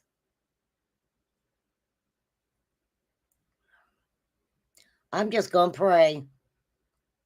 Lord, please, while some of these YouTubers and subscribers are asleep, please remind them that sometimes people just ain't what they say they are. Okay? Thank you, Jesus. He was there. Maybe they meant Tony. They are all a bunch of drifters. I heard they're drifters and grifters, Chai.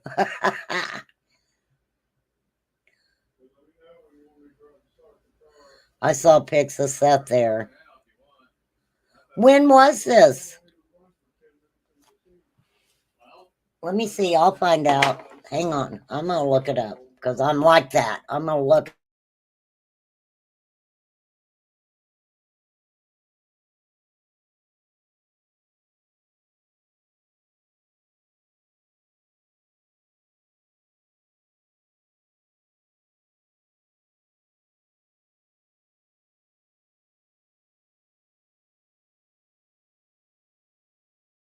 Oh, it was in Nashville.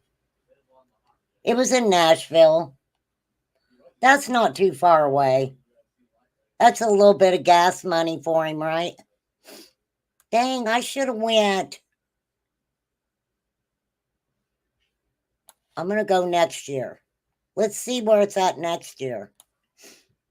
We will go and party hard. Denver. Denver. We can go to Colorado. You guys can go skiing. I don't ski.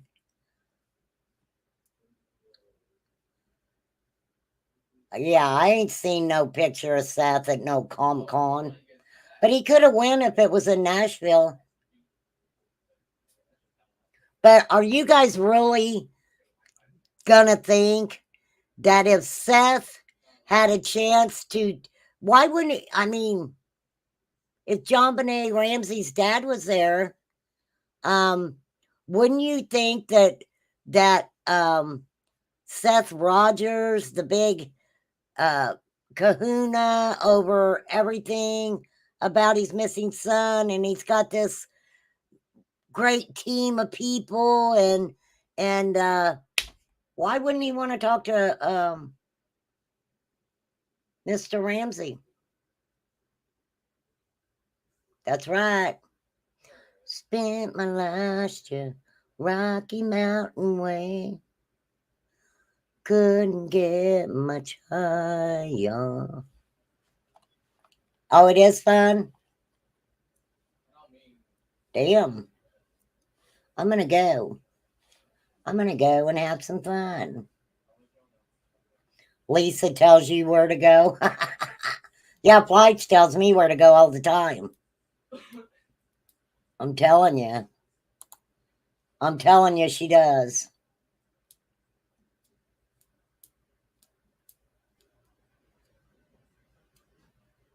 That's where the cannabis is. We'll be getting us a cannabis for sure. Oh, you did meet him? You shook his hand?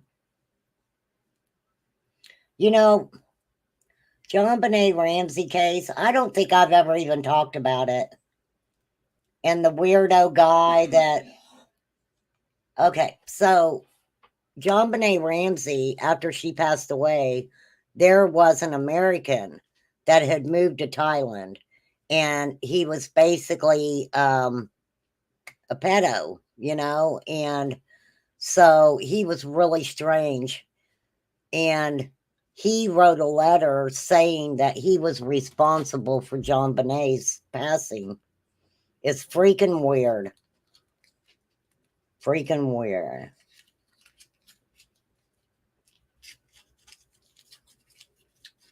Well, we wouldn't want him to walk around CrimeCon and get blisters on his little feet, would we?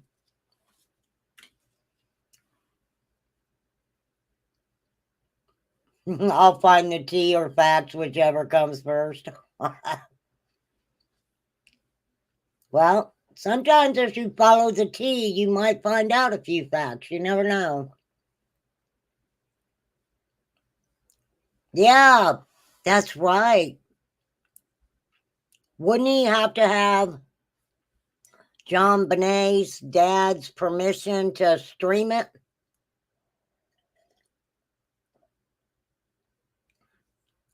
Ooh, that's a good point, Flies.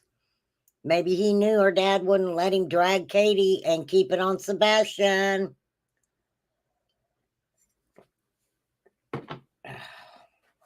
That was the case got you hooked on true crime?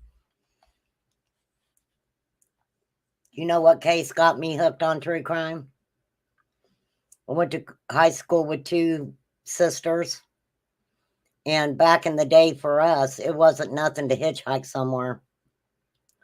We used to go downtown Indianapolis to Market Square Arena and go to concerts. That's where we went to all of our concerts. It's something different. It's called something different now. It used to be Market Square Arena years back.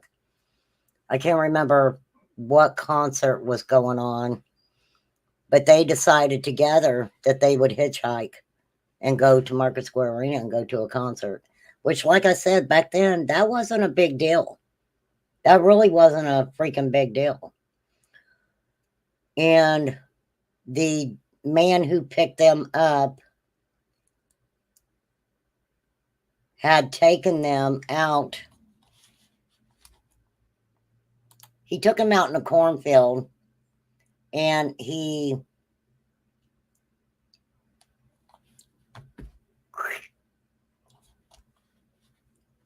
lived, because the first girl that he slit their throats. But the one sister, actually, when he left, she made it out of the cornfield and got help and saved her other sister. I will never, ever forget that. And I will never forget the scars that they carried. Yeah. Yep. I might be able to pull that up.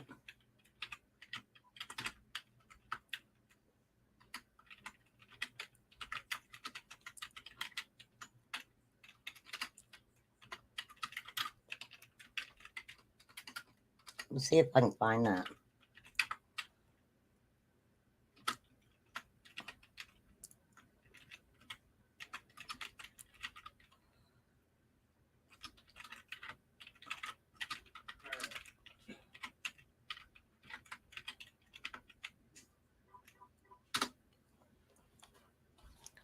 Oh, no.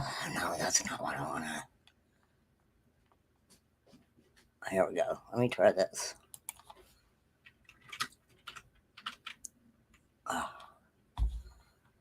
Here we go.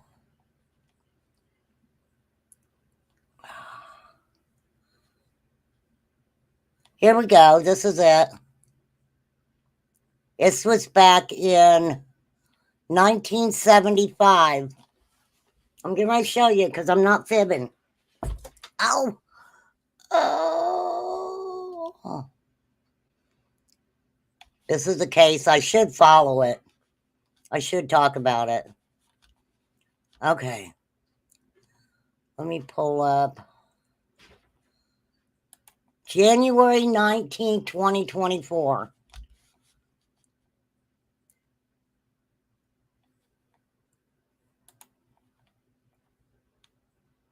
I hate to do this. I should just start a different live. Yeah, Martha Moxley. That was really messed up. That was really messed up.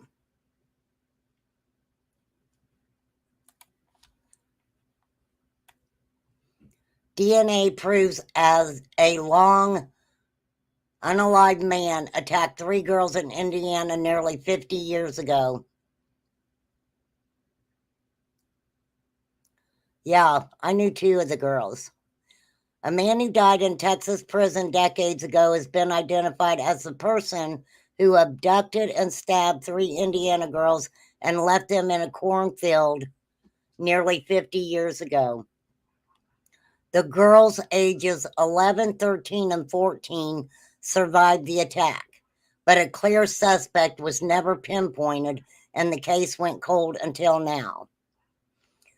They used the forensic genetic genealogy. And what's interesting about this forensic genetic genealogy is because JonBenét Ramsey's dad wants them to take what DNA they have left. I think it might be the last of the DNA on the JonBenét Ramsey case, but he's wanting them to do this on her DNA. And for some reason, the courts keep putting him off. And I don't understand that.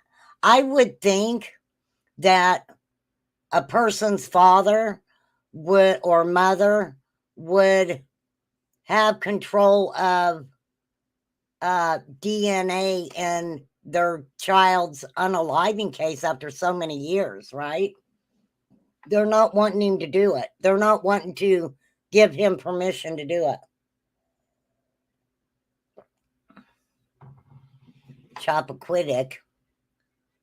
Ted Kennedy got away with Chappaquiddick. Yeah, that Martha Moxley, that was one of the Kennedy boys, right? That they said did it. What the hell was his name? I can't remember which Kennedy boy it was, but for real. Okay, so in the August 75 attack, police said Williams lived in Indianapolis where the 3 girls were abducted while hitchhiking. See, I'm not lying to you guys when I tell you about this stuff, okay? I knew 2 of the girls. I didn't know all 3, okay? It was horrifying. It was. They were driven to a cornfield in suburban Hancock County, where one of them was raped and stabbed in the throat and chest, and the 2 others had their throats slashed. 2 of the girls flagged down a motorist to summon help. Okay, so 2 of the girls, I'm sorry, I thought it was 1. 2 of the girls got away to get help. Investigators began reviewing the case in 2018 after the 3 now adult women contacted police about the unsolved attacks, leading to testing of crime scene evidence. Wait. So this happened in 75 and the women had to become adults and say, hey, remember what happened to us in 75? What do you have on that? Wow. her poor mother died being. Which one's that? Being accused of hurting. Oh, you talk about JonBenét? Yeah, it was a Kennedy cousin. Yeah, Kennedy cousin. Billy, right? Billy, was it Billy? Billy Kennedy? I don't remember. Okay, so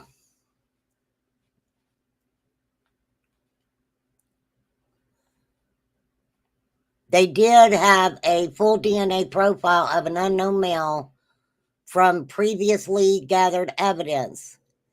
They matched it to two additional DNA profiles obtained from other evidence.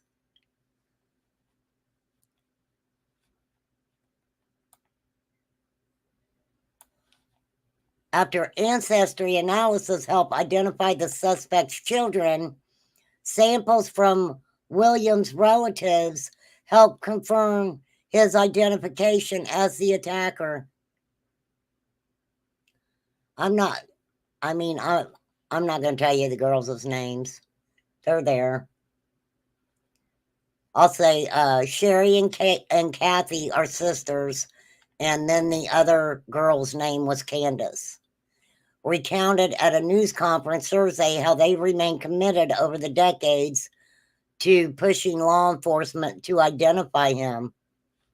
Smith said she's at peace now in her heart.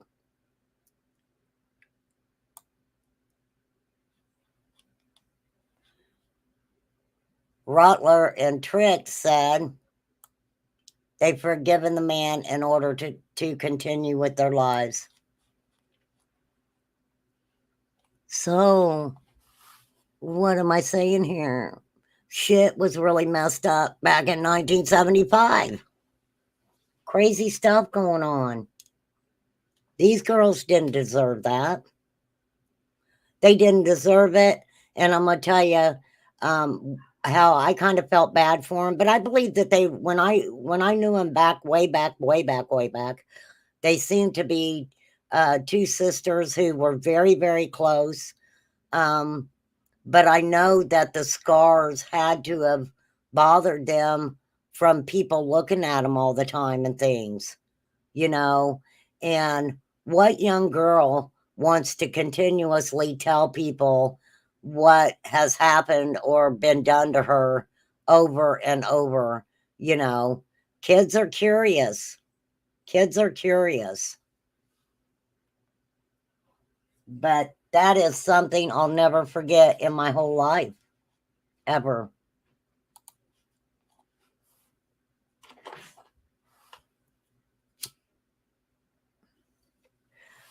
Because let me tell you guys, it wasn't nothing. It wasn't nothing for us to be freaking 8, 9, 10, 11 years old and doing what we wanted to do. We did what we wanted to. Most of us did what we wanted to do. Honestly. It wasn't nothing to see a group of kids running around. I don't remember any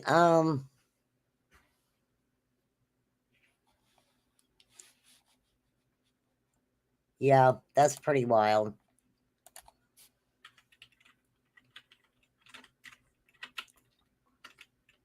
There's one other case I just hadn't. Let me see if I can find this one.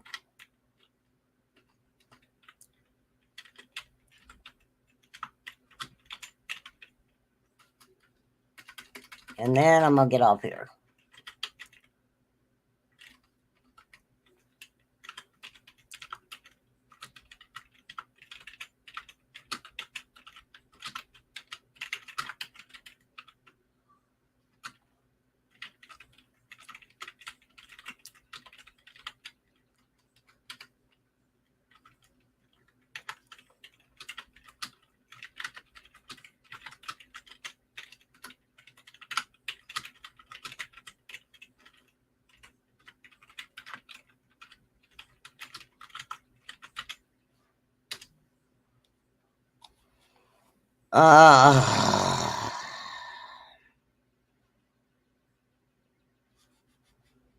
I might not be. I'll have to find this one and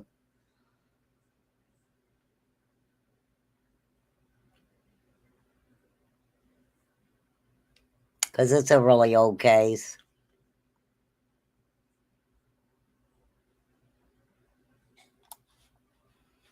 I'll find it and we'll go over it.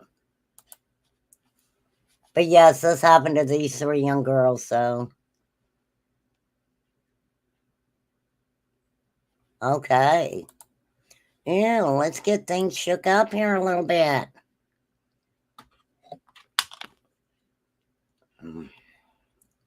Hang on, whippersnappers.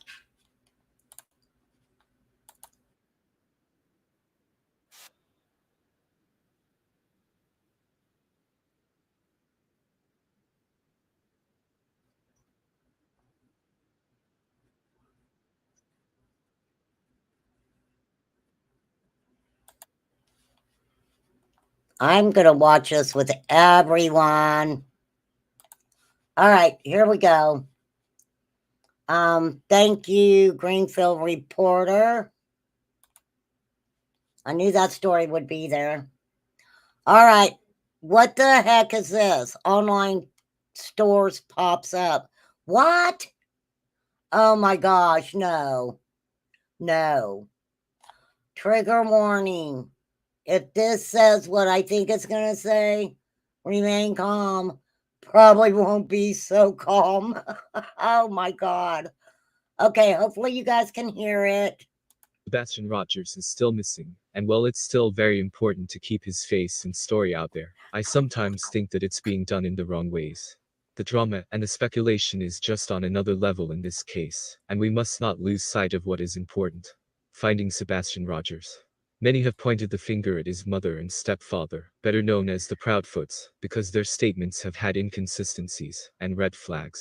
Sebastian's biological father has come under fire too, because he seemed to be after the money.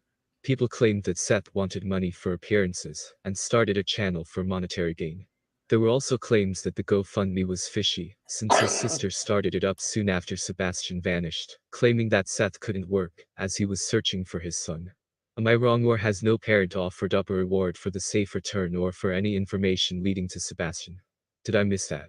Why did the Proudfoots not offer a reward for Sebastian? Or Seth with the GoFundMe money? Seth says that he still has a portion of the money. Well, today I was sent this very interesting site called Bonfire. It's a place where people can buy and sell items. Kind of like an online store. While browsing through, as you can see, there are multiple items with Sebastian's face on them. Some of them say justice for Sebastian. Bags, caps and t-shirts, all with Sebastian's face on them, probably to raise awareness. But then some started asking who the profits were going to, so I started taking a closer look. Here at the bottom it reads, this merch store is to help spread the word of Sebastian missing. To help bring him home, as well as to help his father to be able to keep searching for Sebastian, as all proceeds will go to Seth Rogers once the store is closed. Thank you for your support, prayers, and spreading Sebastian's information. So, all the profits from this store basically go to Seth Rogers. Not sure who started it though. It's linked in the description for those of you who want to check it out. No. No. Are you kidding? You know what? One thing I will say, I didn't see Candace and Dawn doing that, did they? Did they put out merch? And what the fuck? Are you kidding, Seth? Let me tell you guys something. If you don't think that Katie has not been paying for this son of a bitch for most of her adult life, y'all are crazy. Y'all are crazy. She's been paying for this guy since the day he walked up to her mama's door when she was a young girl. If y'all don't believe that, y'all are crazy. You're crazy. He's just rode that gravy train till he can't ride it no more. And guess what? When Sebastian went missing, Katie doesn't have to even look at you, Seth. She doesn't have to talk to you. She doesn't have to be around you. She ain't got to even look at your ugly mug. Why? What the fuck? Yeah, I could see that. Put your panties in a wad. What the fuck? Thank you, Chai. Don and Candace actually stopped people from using Summer's image.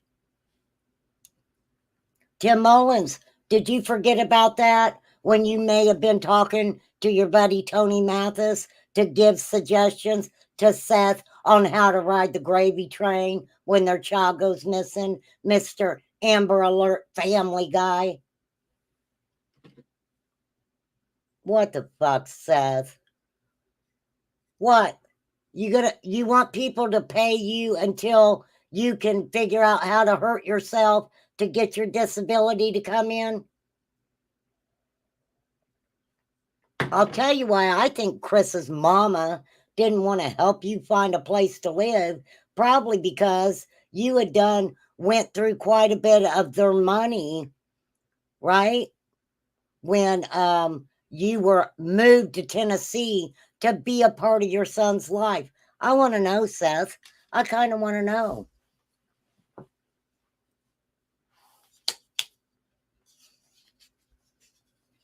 I'm mad now.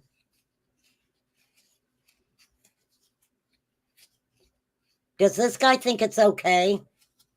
Does he think this is okay? Let me tell you, if somebody does have Sebastian, dude, what are you doing?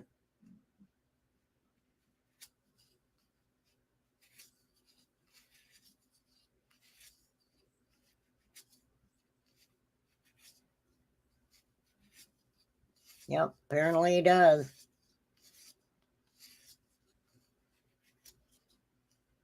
I don't know. I can't say he's involved. I'm not even going to sit here and say that that Katie and Chris are involved. I can't.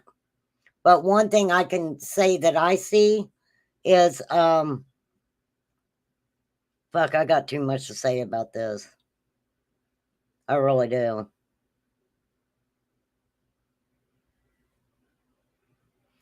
I believe why Chris and Katie were angry about the GoFundMe is because they invested a lot of money into Seth moving there and Seth having a job and Seth, keeping it together for Sebastian, et cetera, et cetera. Remember, Seth, he hardly couldn't even get through training to be a freaking jailer, okay? To be a freaking jailer. And Chris was his little cheerleader. Go, Seth, go. Don't forget about Sebastian. Get a fucking job. We can't pay for you anymore. You're not even our kid. And we're paying for you. And we've been paying for you. Right? You ain't got to sit on your hands. You really ain't. Because this is horrible. This is horrible.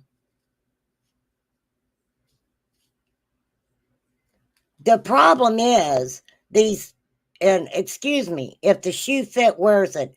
These fucking sit behind your monitor keyboard fucking warriors, or whatever you want to call them, tragedy pins, call them what you will.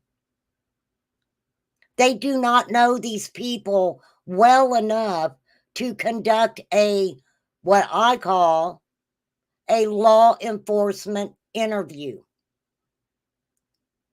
They're getting these people on here, okay? And these people are saying the most outrageous shit that doesn't make any sense. And they're saying, oh, this is a good thing. Look, Seth came on my panel. Oh, Lord, I got 1,700 people in here. It's not about click views and money. It's about these fucking kids. It's about these kids.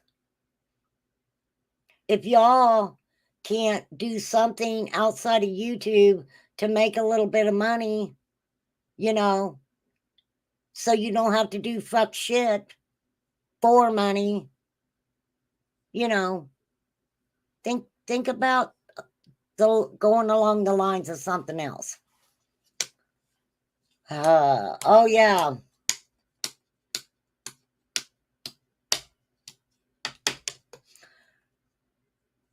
After Seth's first interview, people should have realized right then that the guy was a narcissist.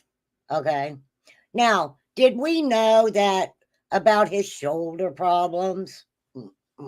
Don't forget the Seth dance. No, but we learned all of that. We learned all of that. There's just so many problems I see. Does anybody besides me think that it's wrong that Sebastian was on a routine? He is said to be autistic, high functioning, but autistic, with him being in a home where he is on a routine. He takes his medicine, and he's being sent to a home where it's like, nope, nope, I ain't giving you that. I don't think he wasn't giving Sebastian the medication because he didn't feel Sebastian needed it. I think that he was letting Sebastian come to, this is my opinion, Sebastian was going over there. Seth wasn't giving him any medication. Sebastian would be up for a couple days while he was there. And who paid the price for that? Who paid the price for that? Seth? No. Because he had to go back home to his mom. Who paid the price for Seth not giving Sebastian his medicine? And how can Seth even sit and say, I just don't think Seth even knew his son. I think Seth is a freaking wannabe manipulator because, well, he is manipulating some people, but not me. Okay? Not me. It's understandable, Seth, if you feel guilty. I'm sure Katie feels guilty about things with Sebastian. But from the get-go, don't sit and tell me that you want to sit down with Chris and Katie and everybody work as a team, because everything that you've done and showed is the exact opposite of that. The exact opposite. If you wanted money for people to take care of you so you didn't have to work, why didn't you just ask for it? I don't understand it. Oh, yeah, and yeah, Flies, you're right.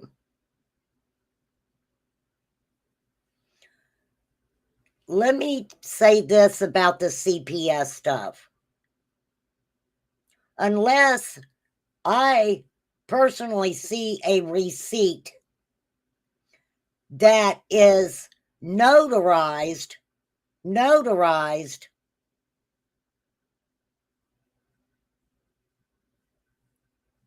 I don't believe anything he says about a CPS report.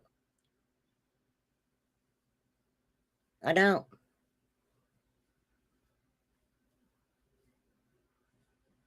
He has so much animosity towards Katie. And to be honest, it doesn't help that, people were in his ear. Oh, Katie.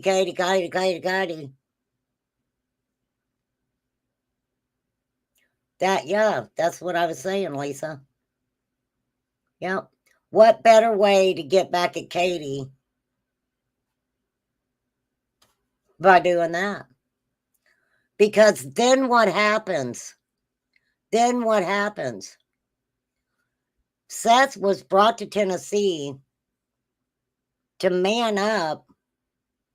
I mean, they paid for him to come and be a fucking man to his son. right? So what happens when he does that shit and it overwhelms Katie? What happens? Chris and Katie need Seth more because they're like, dude, you know, I can guarantee you that it came down to the point where they were like, look, the way that you're sending him back to us is making Katie very overwhelmed. Right? So we need to figure this out.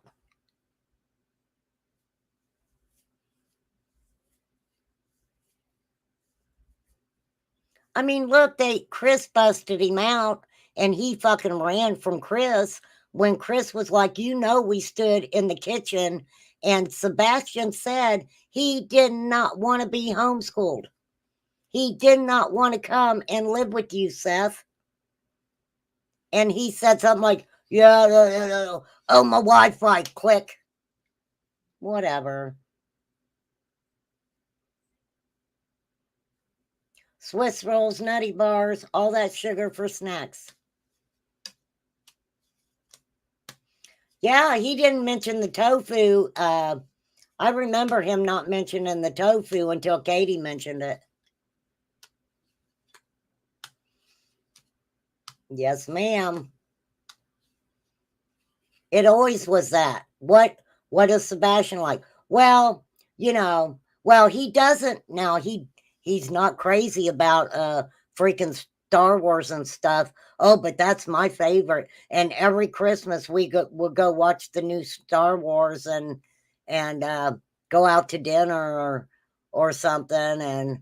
And I'm like, you just said he didn't like Star Wars. So you're gonna punish him every Christmas by taking him to a new Star Wars movie. How fucked up is that?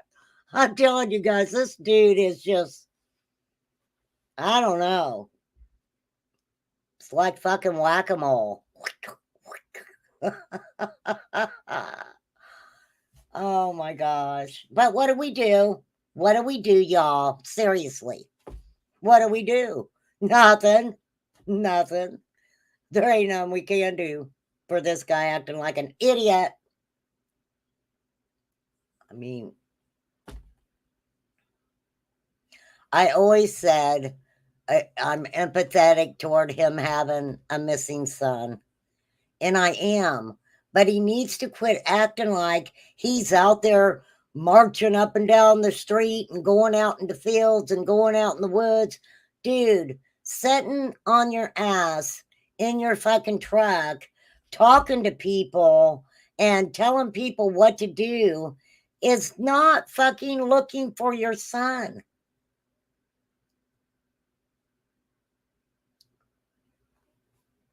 I don't believe the YouTubers are here to start a Seth Rogers business venture with you. Oh, but maybe they are.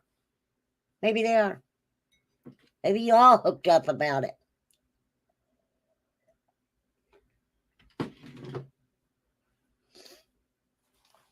Fucker. Motherfucker. My last couple of lives has really turned to shit. Most of the time because of Seth and his action.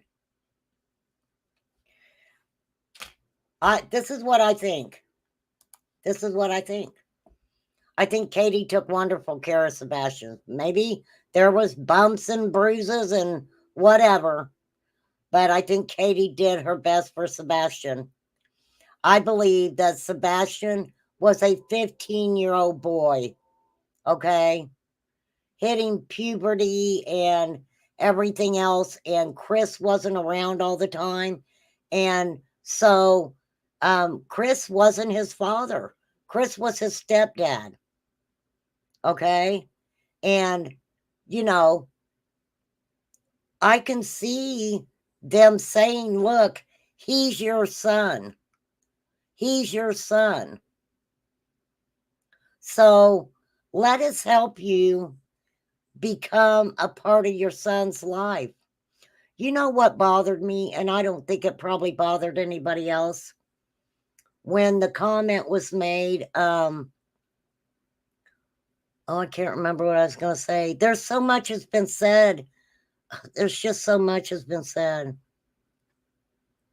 But I believe that that's what the goal was, for Seth to come and become a part of Sebastian's life on a more permanent basis. I don't think I've still found out when Seth moved to Tennessee exactly how long it had been since he had seen Sebastian. How long did he go without seeing Sebastian? I don't know. But I don't think he really knew Sebastian. And of course, it is true. When a child goes to another parent's house, of course, they're going to act different. You know, they're going to get by with more. But I think that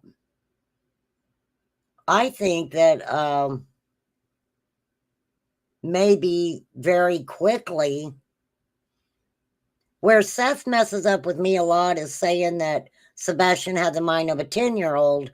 But if you heard him talk about Sebastian, it was about making him man up, wanting him to drive, wanting him to get a job, wanting him to make money. And it's like, dude, he was fucking 15, right?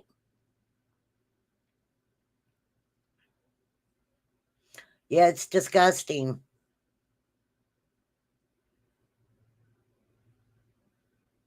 No, I'm glad you brought it to my attention. I am glad you brought it to my attention.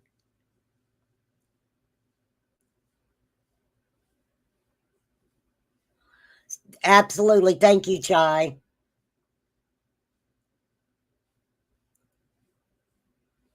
Seth is using the profits for himself. For this dude has made thousands of dollars off his missing son, and it hasn't went towards his missing son. It's gone for gas and electric and his truck and truck insurance and his rent. How long are you all going to set and pay this man's way in life? Because he's not doing with it what he says he's doing with it. He's enjoying himself. You guys are paying a man to sit home on his fat ass and talk on the freaking phone. Oh, don't forget, y'all are paying his phone bill too, so you can talk to him. Lord have mercy. Maybe I should go over and ask him if he'd like to talk to me. Hey, Seth, you want to have a conversation? I doubt it. I'm damn sure ain't paying your ass.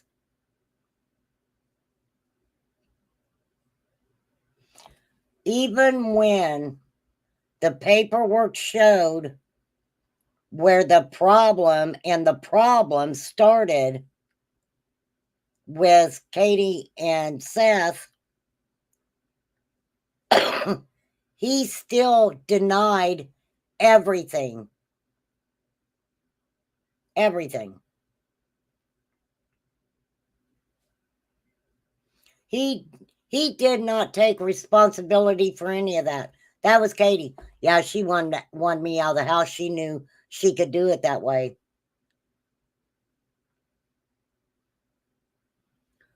Honestly, do y'all think that a female in the military, it doesn't matter what fucking branch, who has a husband, is wanting to divorce that husband and get that husband out of their life?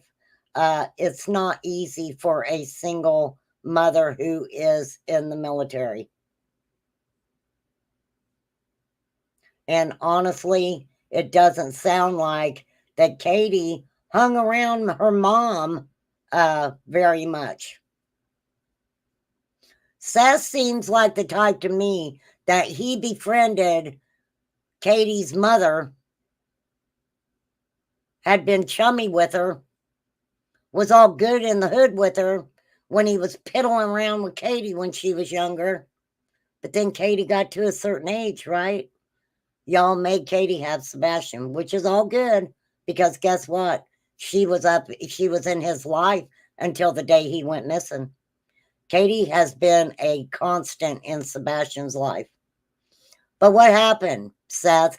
All of a sudden, after you took control of Katie, it was like, Doug, you're never talking to your mother again. I don't know if that's how it happened. I'm just over exaggerating here, maybe. But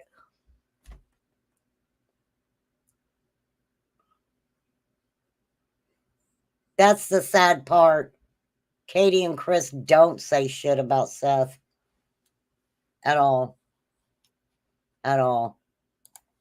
But I can guarantee you, Seth's the one who encouraged the releasement of the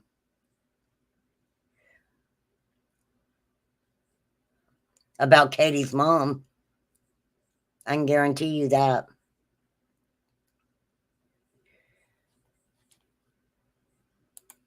And I kind of thought that was strange that I don't know. I guess I never got my question answered about the conversation that was had with Seth's sister, where she mentions Katie having a hard life when she was younger. I don't know. That was weird to me. Why is she talking about Katie at all? She don't need to be talking about Katie to anybody. Right? Not a freaking all.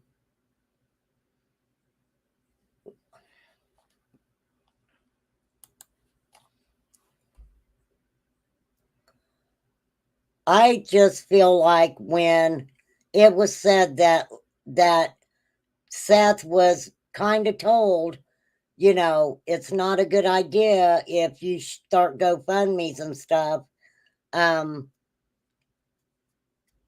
I don't know why he didn't follow that advice, because I kind of wonder why Chris and Katie got so upset about it, or Chris did, was the fact that they offered to help him, you know, as much as they could in his endeavor to find Sebastian.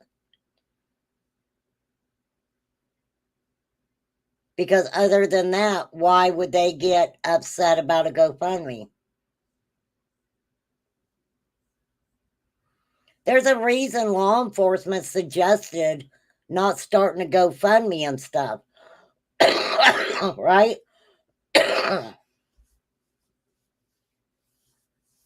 I think that was Katie's sister or fake altogether. Well, no, because he said it was Seth's sister. What was her name? I don't remember. That's where I got confused, because I was like,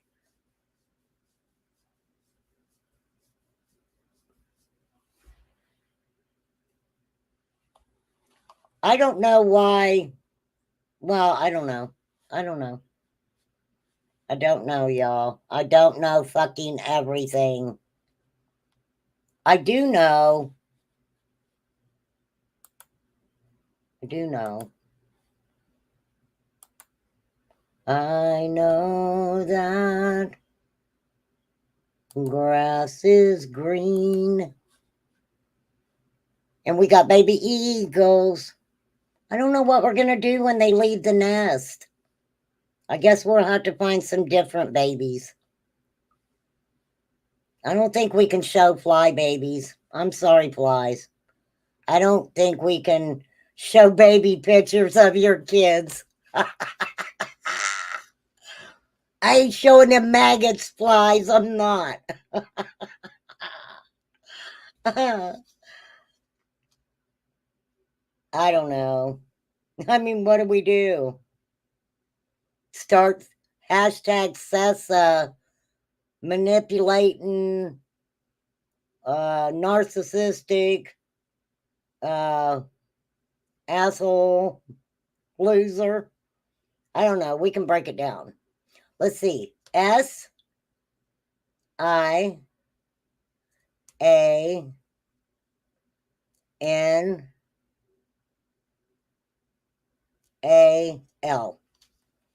You can break it down. For real. Feel free to do so. Feel free to do so.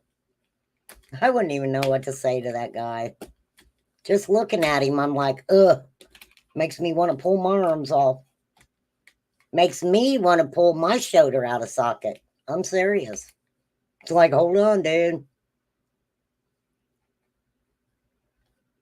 I haven't watched him, though. I haven't. I get to a point where I just don't watch him anymore. I did that with Don Wells, too. I did with Candace, too. I quit watching them. I mean, you can only see somebody drunk so often until you get tired of looking at it. Don Wells did entertain us, though. Oh my God, what if Seth showed us his? Oh my God. That was bad enough with Don Wells. Could you imagine Seth? Oh no. Don't be on the toilet, Seth, when you get on live. I'm telling you. Don't forget where you are. People are watching, okay?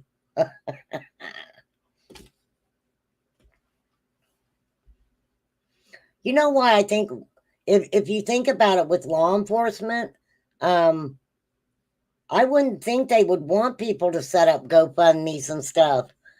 Because I mean, that GoFundMe was pretty fucking high. 25,000. What if somebody had Sebastian that wanted money, right? That's interesting, isn't it? What is Seth wanting? I mean, is he wanting people to buy him a fucking house? Make sure all his shit is paid off? When is he gonna, when's enough enough? When's enough enough? Everything that he's done has benefited him, not Sebastian.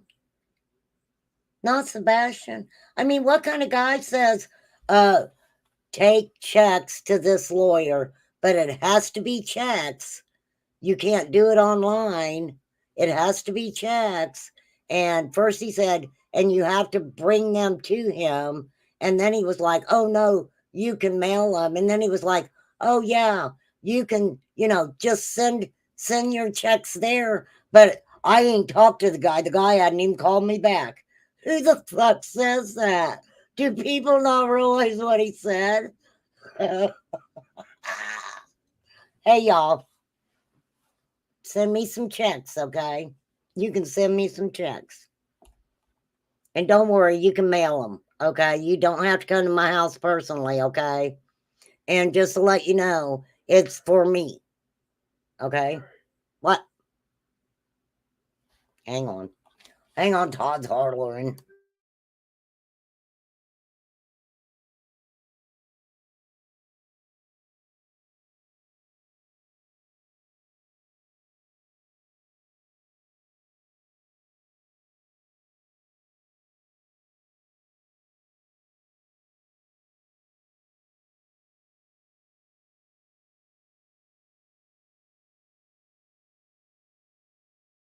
Hey, give me a minute, you guys. I gotta get my purse.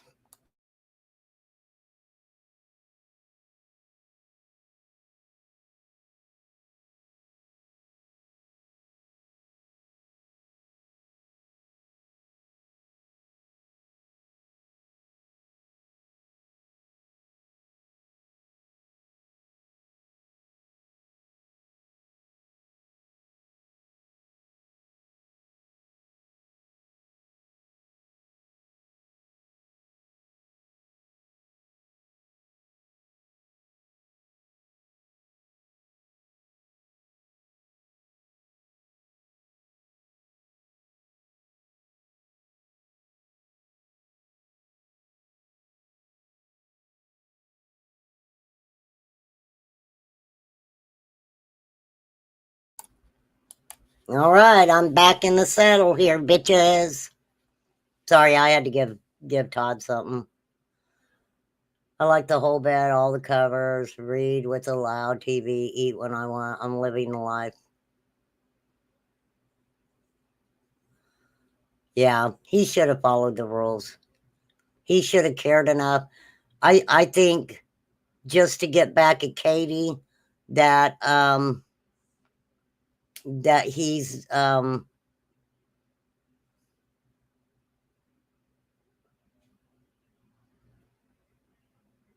mean, Sebastian said he wanted to be like his dad and be a, what'd he say, big machine operator?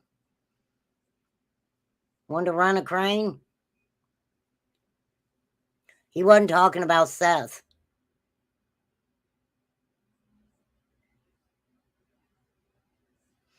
And, you know, we have to look at it like this. The alleged neighbors who came out and spoke, we don't even know if those were neighbors. I'm just saying, we don't. Just because I hear somebody talking on a channel and saying stuff doesn't mean that I have to believe that it's really them. You can talk to somebody, you can act like whoever you want to be on the phone. You can be whoever you want to be in chat. Texting people. Hey, yeah, I'm in my Lamborghini right now. Mm-hmm. Yeah, I am. You want to see it? That's like them influencers who go to the fucking airport and rent out a little private plane for a half hour to get in it and take a shitload of pictures. Right? Tell me I'm wrong. Tell me I'm wrong. It's very useless talking to him, in my opinion.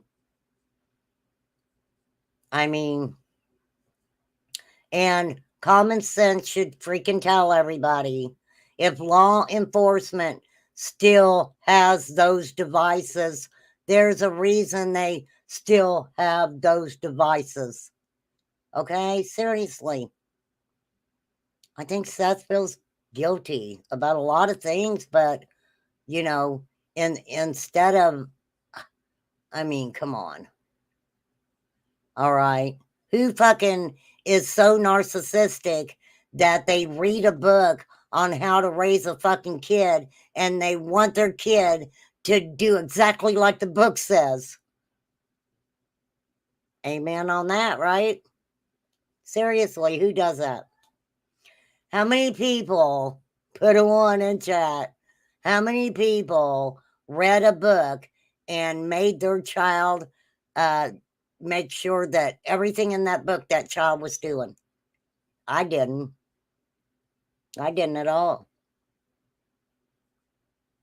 I read books. I was going to school. What'd he say he was going to school for? I can't remember. What the fuck was he going to school for? Oh, that's right. On how to be a CIA agent. I forgot. I forgot. All right. I'm getting off here. You all have a fantabulous day. Yeah. Yapper, yapper, yapper. Whoopie doop doo. Okay, I'm leaving. I'm leaving, people. Okay? Don't miss me while I'm gone. Do not miss me while I'm gone. Okay. I am out. See you later, Lisa Kleckner.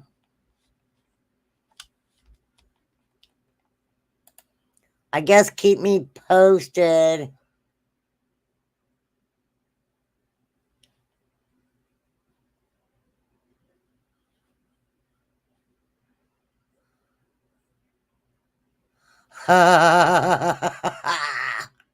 What the fuck is wrong with people? Oh my god, I gotta show you guys this. What the fuck? Jeez, hold on. Lord have fucking mercy. Why people leave me comments if they don't want me to give them my opinion back? Oh, okay, here we go. Let me find it. Okay, Carrie. Doxy Mom Carrie. Why you got a hold on for me or something? Okay, here, we're gonna find it. Let me find it. Okay. All right, it's just a little one. I'm just sharing the tab over here. I'm not gonna fucking look them up.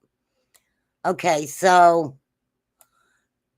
she says, I think Fred knows more, but has told law enforcement, just hasn't told the public. He has said himself there are things he has told them that he can't speak about. Now listen. So you guys know me, right? So listen. So I said, wait, let me find it. So I said, well, he can't tell till him and Mrs. Hill writes their tell-all book.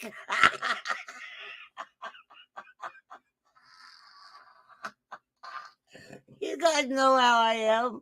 That's what I said. I said, well, he can't tell till him and Mrs. Hill writes their tell-all book. She gives me that face and says, whatever. Oh, Carrie, Doxy Mom Carrie, bless your heart. Bless you. Oh my God. Okay, Carolyn. I'm not even going to reply to that. You'll send me an ugly face and tell me whatever. Okay. Oh. Happy birthday, Poppy. Happy birthday, Cecian. Happy birthday, Flies. Don't forget, y'all, when you guys see them, tell them, blow them kisses and give them hugs. Oh, I get a creepy feeling too, Melody. I do. I get a really creepy feeling when I look at Seth. It reminds me of, what is the fucking theme song to the Flintstones? Meet the Flintstones. Have a dabba dabba do time. A dabba do time. We'll have a gay old time. That's your theme song now, Seth. Email sent. Okay. All right. Let me look more quick. Oh, Lordy.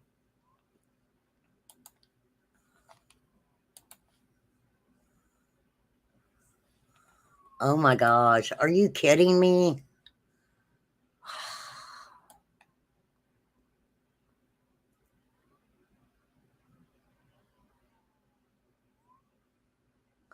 Wow. That's going to be a lot of money. Seriously.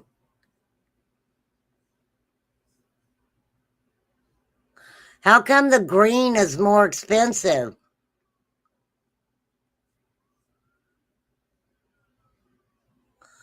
Really, Seth?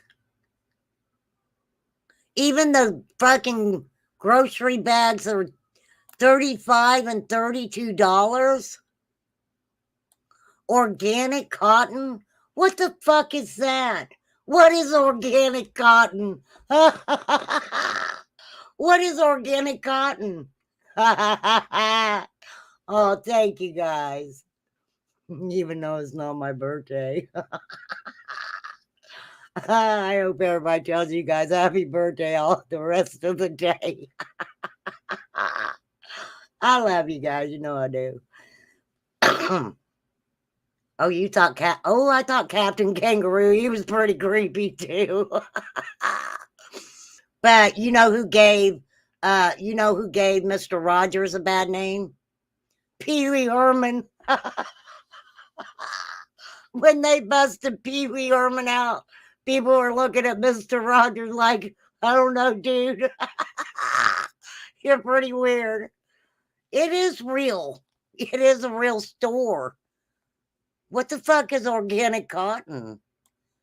I don't know, but it's $35. Oh, look, there's a large one for 30 bucks. Well, wait. Oh, no. One's in black and one's in tan. $21 for a hat? Fuck, where you eating at, Seth? Where the hell you eating, brother? Oh my God. Lisa says happy birthday to all. I wish I'd have done that without telling you, though, because that would have been fucking hilarious. Black is Sebastian's favorite color? Or green? Handpicked cotton? Oh my God. Oh shit. Yep. Organic cotton, handpicked cotton. Oh my God. Oh. I would have just had Sebastian's favorite color. That's a lot of money.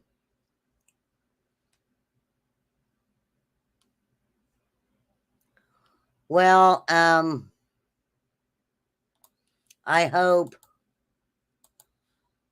I don't know. Let's see what we got up here. Oh, there's a blue one. Or a gray. It's gray. Wow.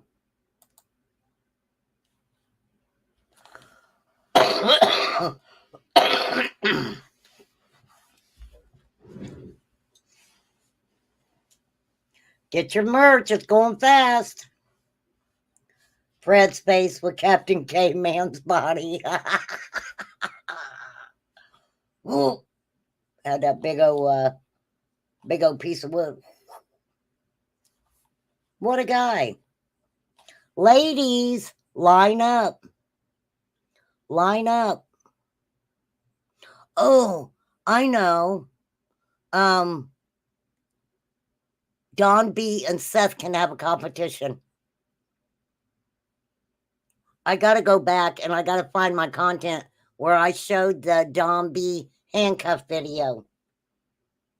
Yep. Yep. I used to have it clipped, but it's out there. You know, Don B had some handcuffs and he was like, "Hi y'all, let's have a raffle. Let's have a raffle. I'm gonna raffle these off to a woman." La, la, da, da, da. It was pretty disgusting.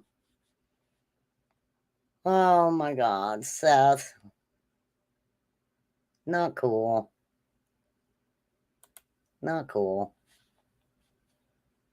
What the fuck you say to somebody like that? Nothing. Nothing at all. How sad. Oh yeah, we know he didn't pick it, yeah. Hurt shoulder and all. This is sad.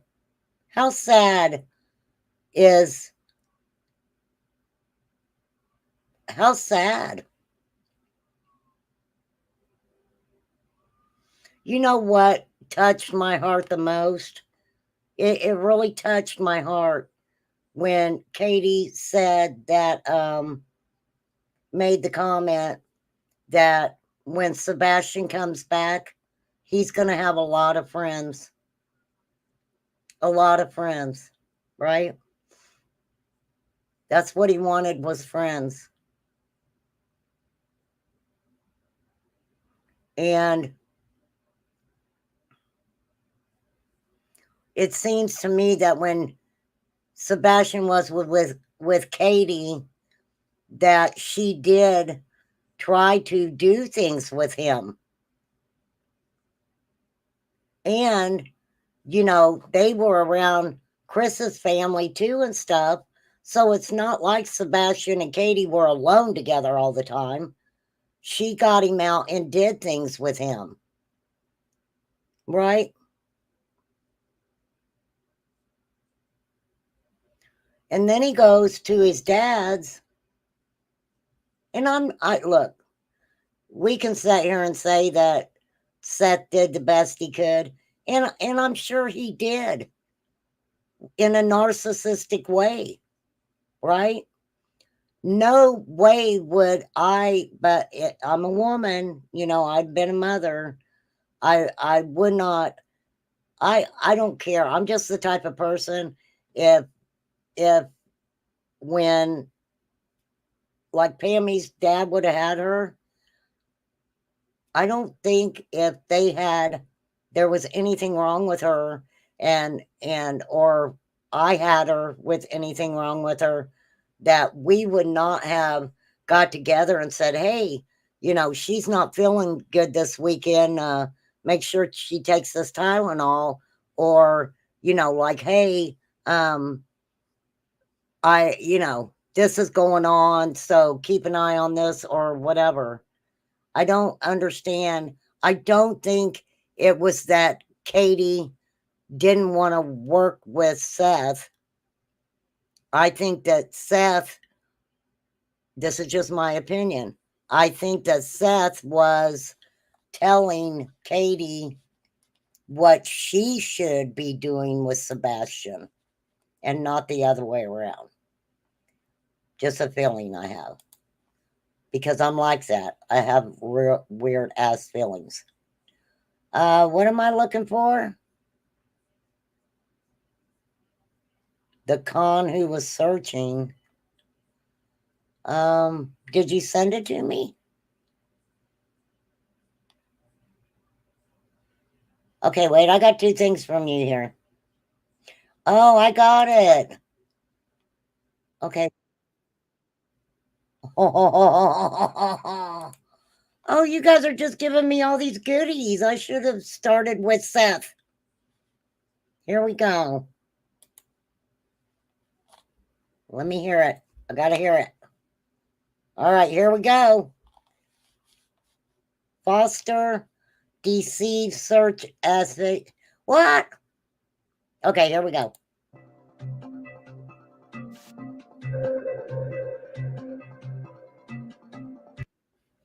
In a shocking revelation, it has come to light that Carrie Foster, a convicted felon with a history of reckless behavior, including a 2021 incident in which she was arrested after bringing a loaded handgun into an elementary school, is actively deceiving the search efforts for missing autistic teen Sebastian Rogers. What? What? Are you serious? Okay. She brought a loaded handgun into an elementary school. Okay. Okay.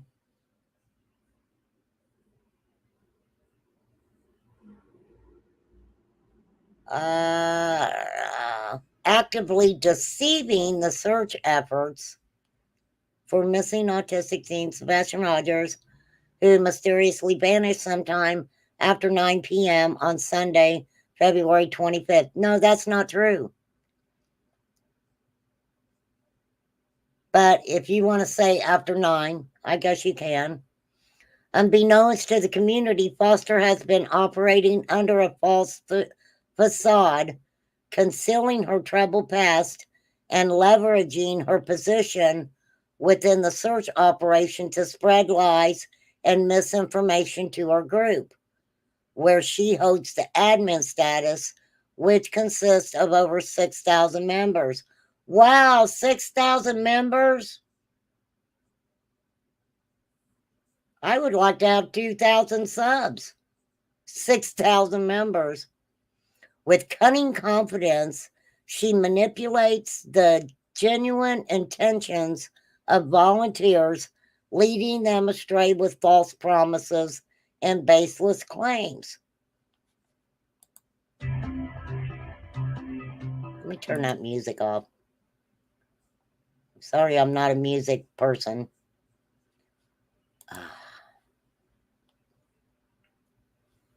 Hold on, because they didn't. Okay, let me see something. Let me see something.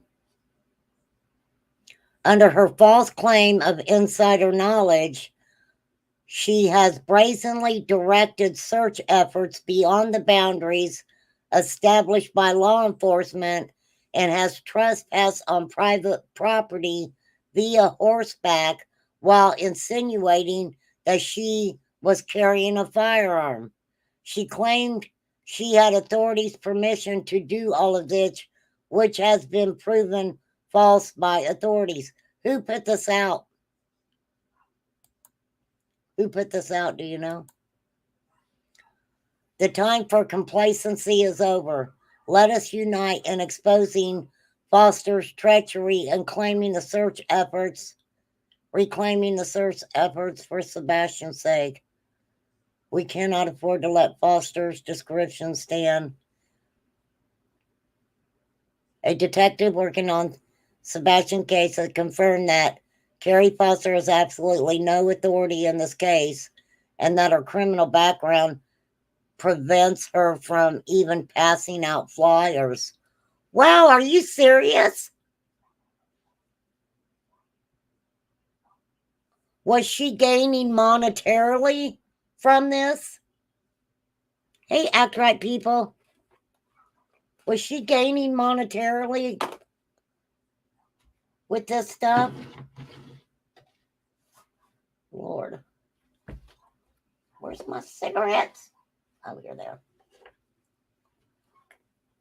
All right. Wow.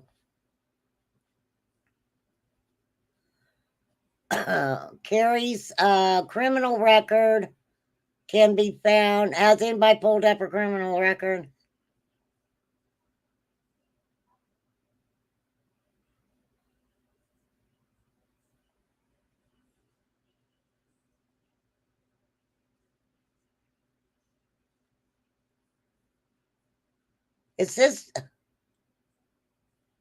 Are these guys just going back and forth with each other?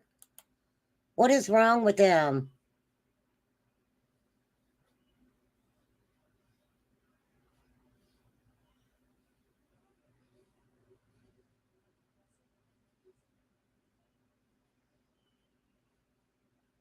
Who put this out?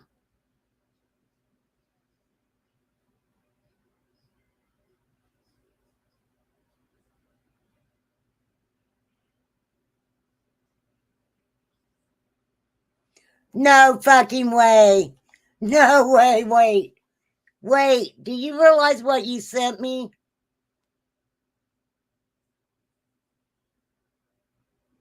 This is from way back at the beginning of Sebastian's case.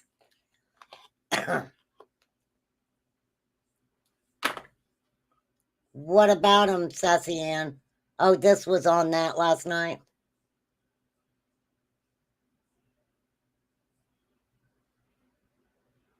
I get you, Last Alert. Better eat that candy up. Eat that candy up for them kids get in the car. Don't want any of it. This is what bothers me. Let me tell you what bothers me about this. Where I'm not saying that this woman isn't doing this shit because I don't know. What bothers me is where it says this is not a misunderstanding or misguided intentions. This is a deliberate act of sabotage by a woman driven by her own twisted and assumed mentally ill motivations. This is what bothers me. A licensed mental health specialist has now confirmed this to us. No. If it was her licensed mental health specialist, they're in trouble. What mental health specialist confirmed to y'all that this woman was mentally ill? I want to know. I want to know right now. Why would she do this early on? Let me put it this way. most of these people were connected with Seth, right? This one talked about on YouTube. Well, breaking news, breaking news. Breaking news. As a concerned citizen, it is our duty to put an end to her dangerous charade before it inflicts irreparable harm on Sebastian's search and his chances of returning home safely. Is Seth pissed? Is this the woman who he tried to say was using his name to look for Sebastian?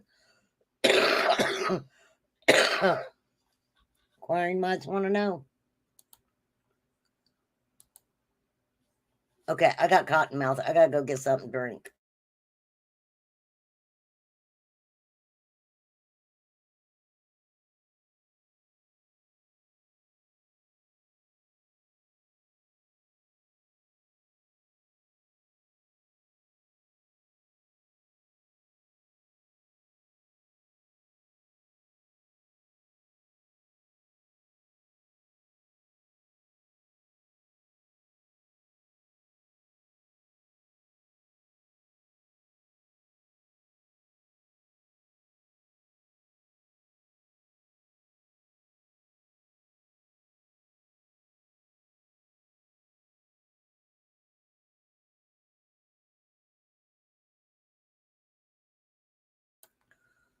So why wasn't this put out, I wonder? I wonder why this wasn't put out.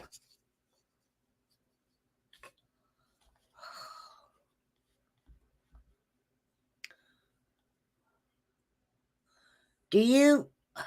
This is so wrong in many ways. Who released this? Who put this out there? Seth? Would she do something you didn't like? I want to know why she took the gun in the school. Why'd she take a gun in the school? Inquiring minds want to know.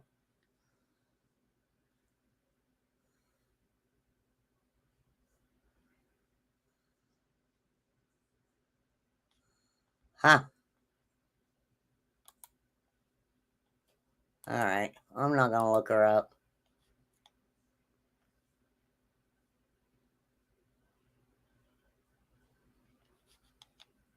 Well, what about the registered offender that was looking for Sebastian? And let me tell you something. Any professional law enforcement organization would know exactly who is on their team searching, where they are searching at. A background check done on every single one of them the day they come to search, as in handing law enforcement a driver's license so they can do a background check to make sure that there are no RSOs looking for these children. They did it with the little boy in Florida that, thank goodness, he was found. I think he was 2. I was live when they found him. It was just a wonderful feeling. But Seth doesn't seem to want to do this. Seth is the one, for some reason. I mean, Seth, why? I don't.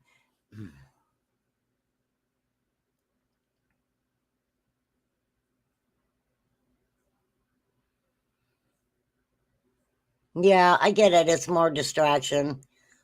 Something. No, well, no, I mean, if this is true, then yeah, I would think that people looking for Sebastian should know of this person. But um did this woman piss Seth off in any way? I mean, I'm just asking. Did she go and she's like, forget you because I'm here to really look for your son. Don't think that ain't a problem, you guys. It's a big problem. This guy is, a lot of people have turned their back on Seth because what's important to them is finding Sebastian and trying to find Sebastian, not dicking around with Seth Rogers, who wants to hit up. Did he try to hit? Did he try to hit up on her? And she denied him? Like, no, ma'am, Fred. No, Fred. It ain't gonna happen. Right? I ain't gonna be a Wilma. Right? I don't know. I don't know. Yeah, she peed off somebody. But, okay. So, wait, what was she charged with? Because they're saying that she cannot even hand out flyers because of what she was charged with. Hold on, I want to find this shit. Just because I'm freaking nosy like that. What was she charged with? Okay, wait a minute. Bringing a loaded handgun in an elementary school.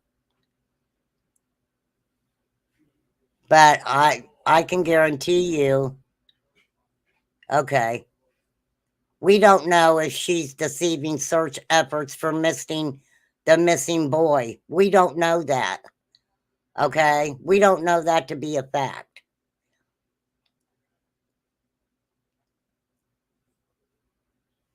What kind of lies and misinformation is she spreading?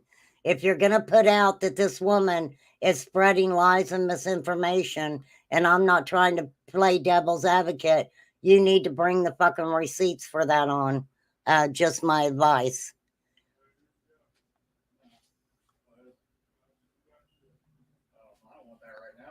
Okay. I want to see what they said the cop said. Sorry, you guys. I'll find it. Okay. So, a detective working confirmed had absolutely no authority in her criminal background for what the fuck was her. Okay. What was her charges? Do you know? Hang on, y'all.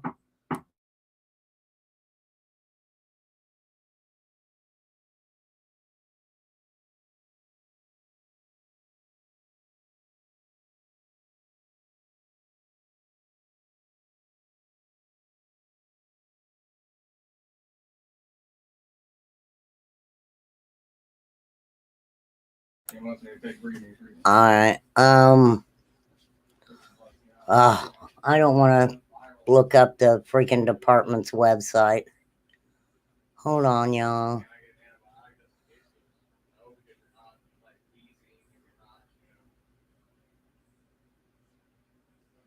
Why didn't they tell us why she can't even pass out flyers? That's bullshit. What do you mean she can't even? That's bullshit. What do you mean she can't pass out flyers? Why would that? I don't know. I'm sorry. I'm fucking sorry. Carrie, if you ever want to come over and talk about it, I'm here, girl. Okay. You know, I would love to know what is really going on. Cause I'm sorry, y'all. I'm sorry. I just can't with these people.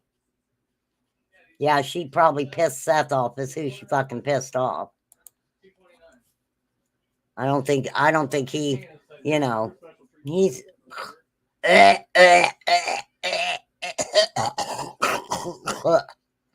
fucker. What's wrong with these people? Well, anyhow, let me switch up this banner real quick and get Sebastian's name out there real quick, since that's who we were talking about right now.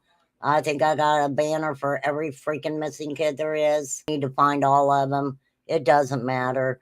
You know, this stuff, putting out stuff like that, to discredit someone else because they're not doing what you want or how you want it. I don't think anybody said that every searcher that was trying to look for Sebastian had to call Seth. Okay. And you never know. I don't know what the charges are for this lady, but you know what? I don't know how handing out a piece of paper to grown adult people or putting them on cars has any fucking relevance to whatever charges. She's not dealing with a child. Okay? I am going to say that. I don't care. My ass is done. I'm done disgusted. I'm going to go eat a freaking tenderloin. I'm going to enjoy it. You guys go eat your dinner or do whatever you want. I mean, it is Sunday. Maybe some of you need to go to church. We all talk to Jesus, but you know, when I get scared is when I hear him in my head talking back. Okay, because I don't know about all that stuff. So y'all be good. And don't forget, Elijah View is still missing. Sebastian Rogers missing. Summer Wells is missing. Madeline Kojikari still hasn't been found. Madeline Soda, we still are looking for justice for her. And the many, many, many, many thousands of other children who are missing that unfortunately do not get the attention that they definitely deserve. Michael Vaughn, I'm sorry, I left Michael Vaughn's name out of there. Just so many. And it unless someone who really cared about these kids and knowing anything would come forward and just say something. One missing child too many. Absolutely. All right. Peace out. Love y'all. Have a good night.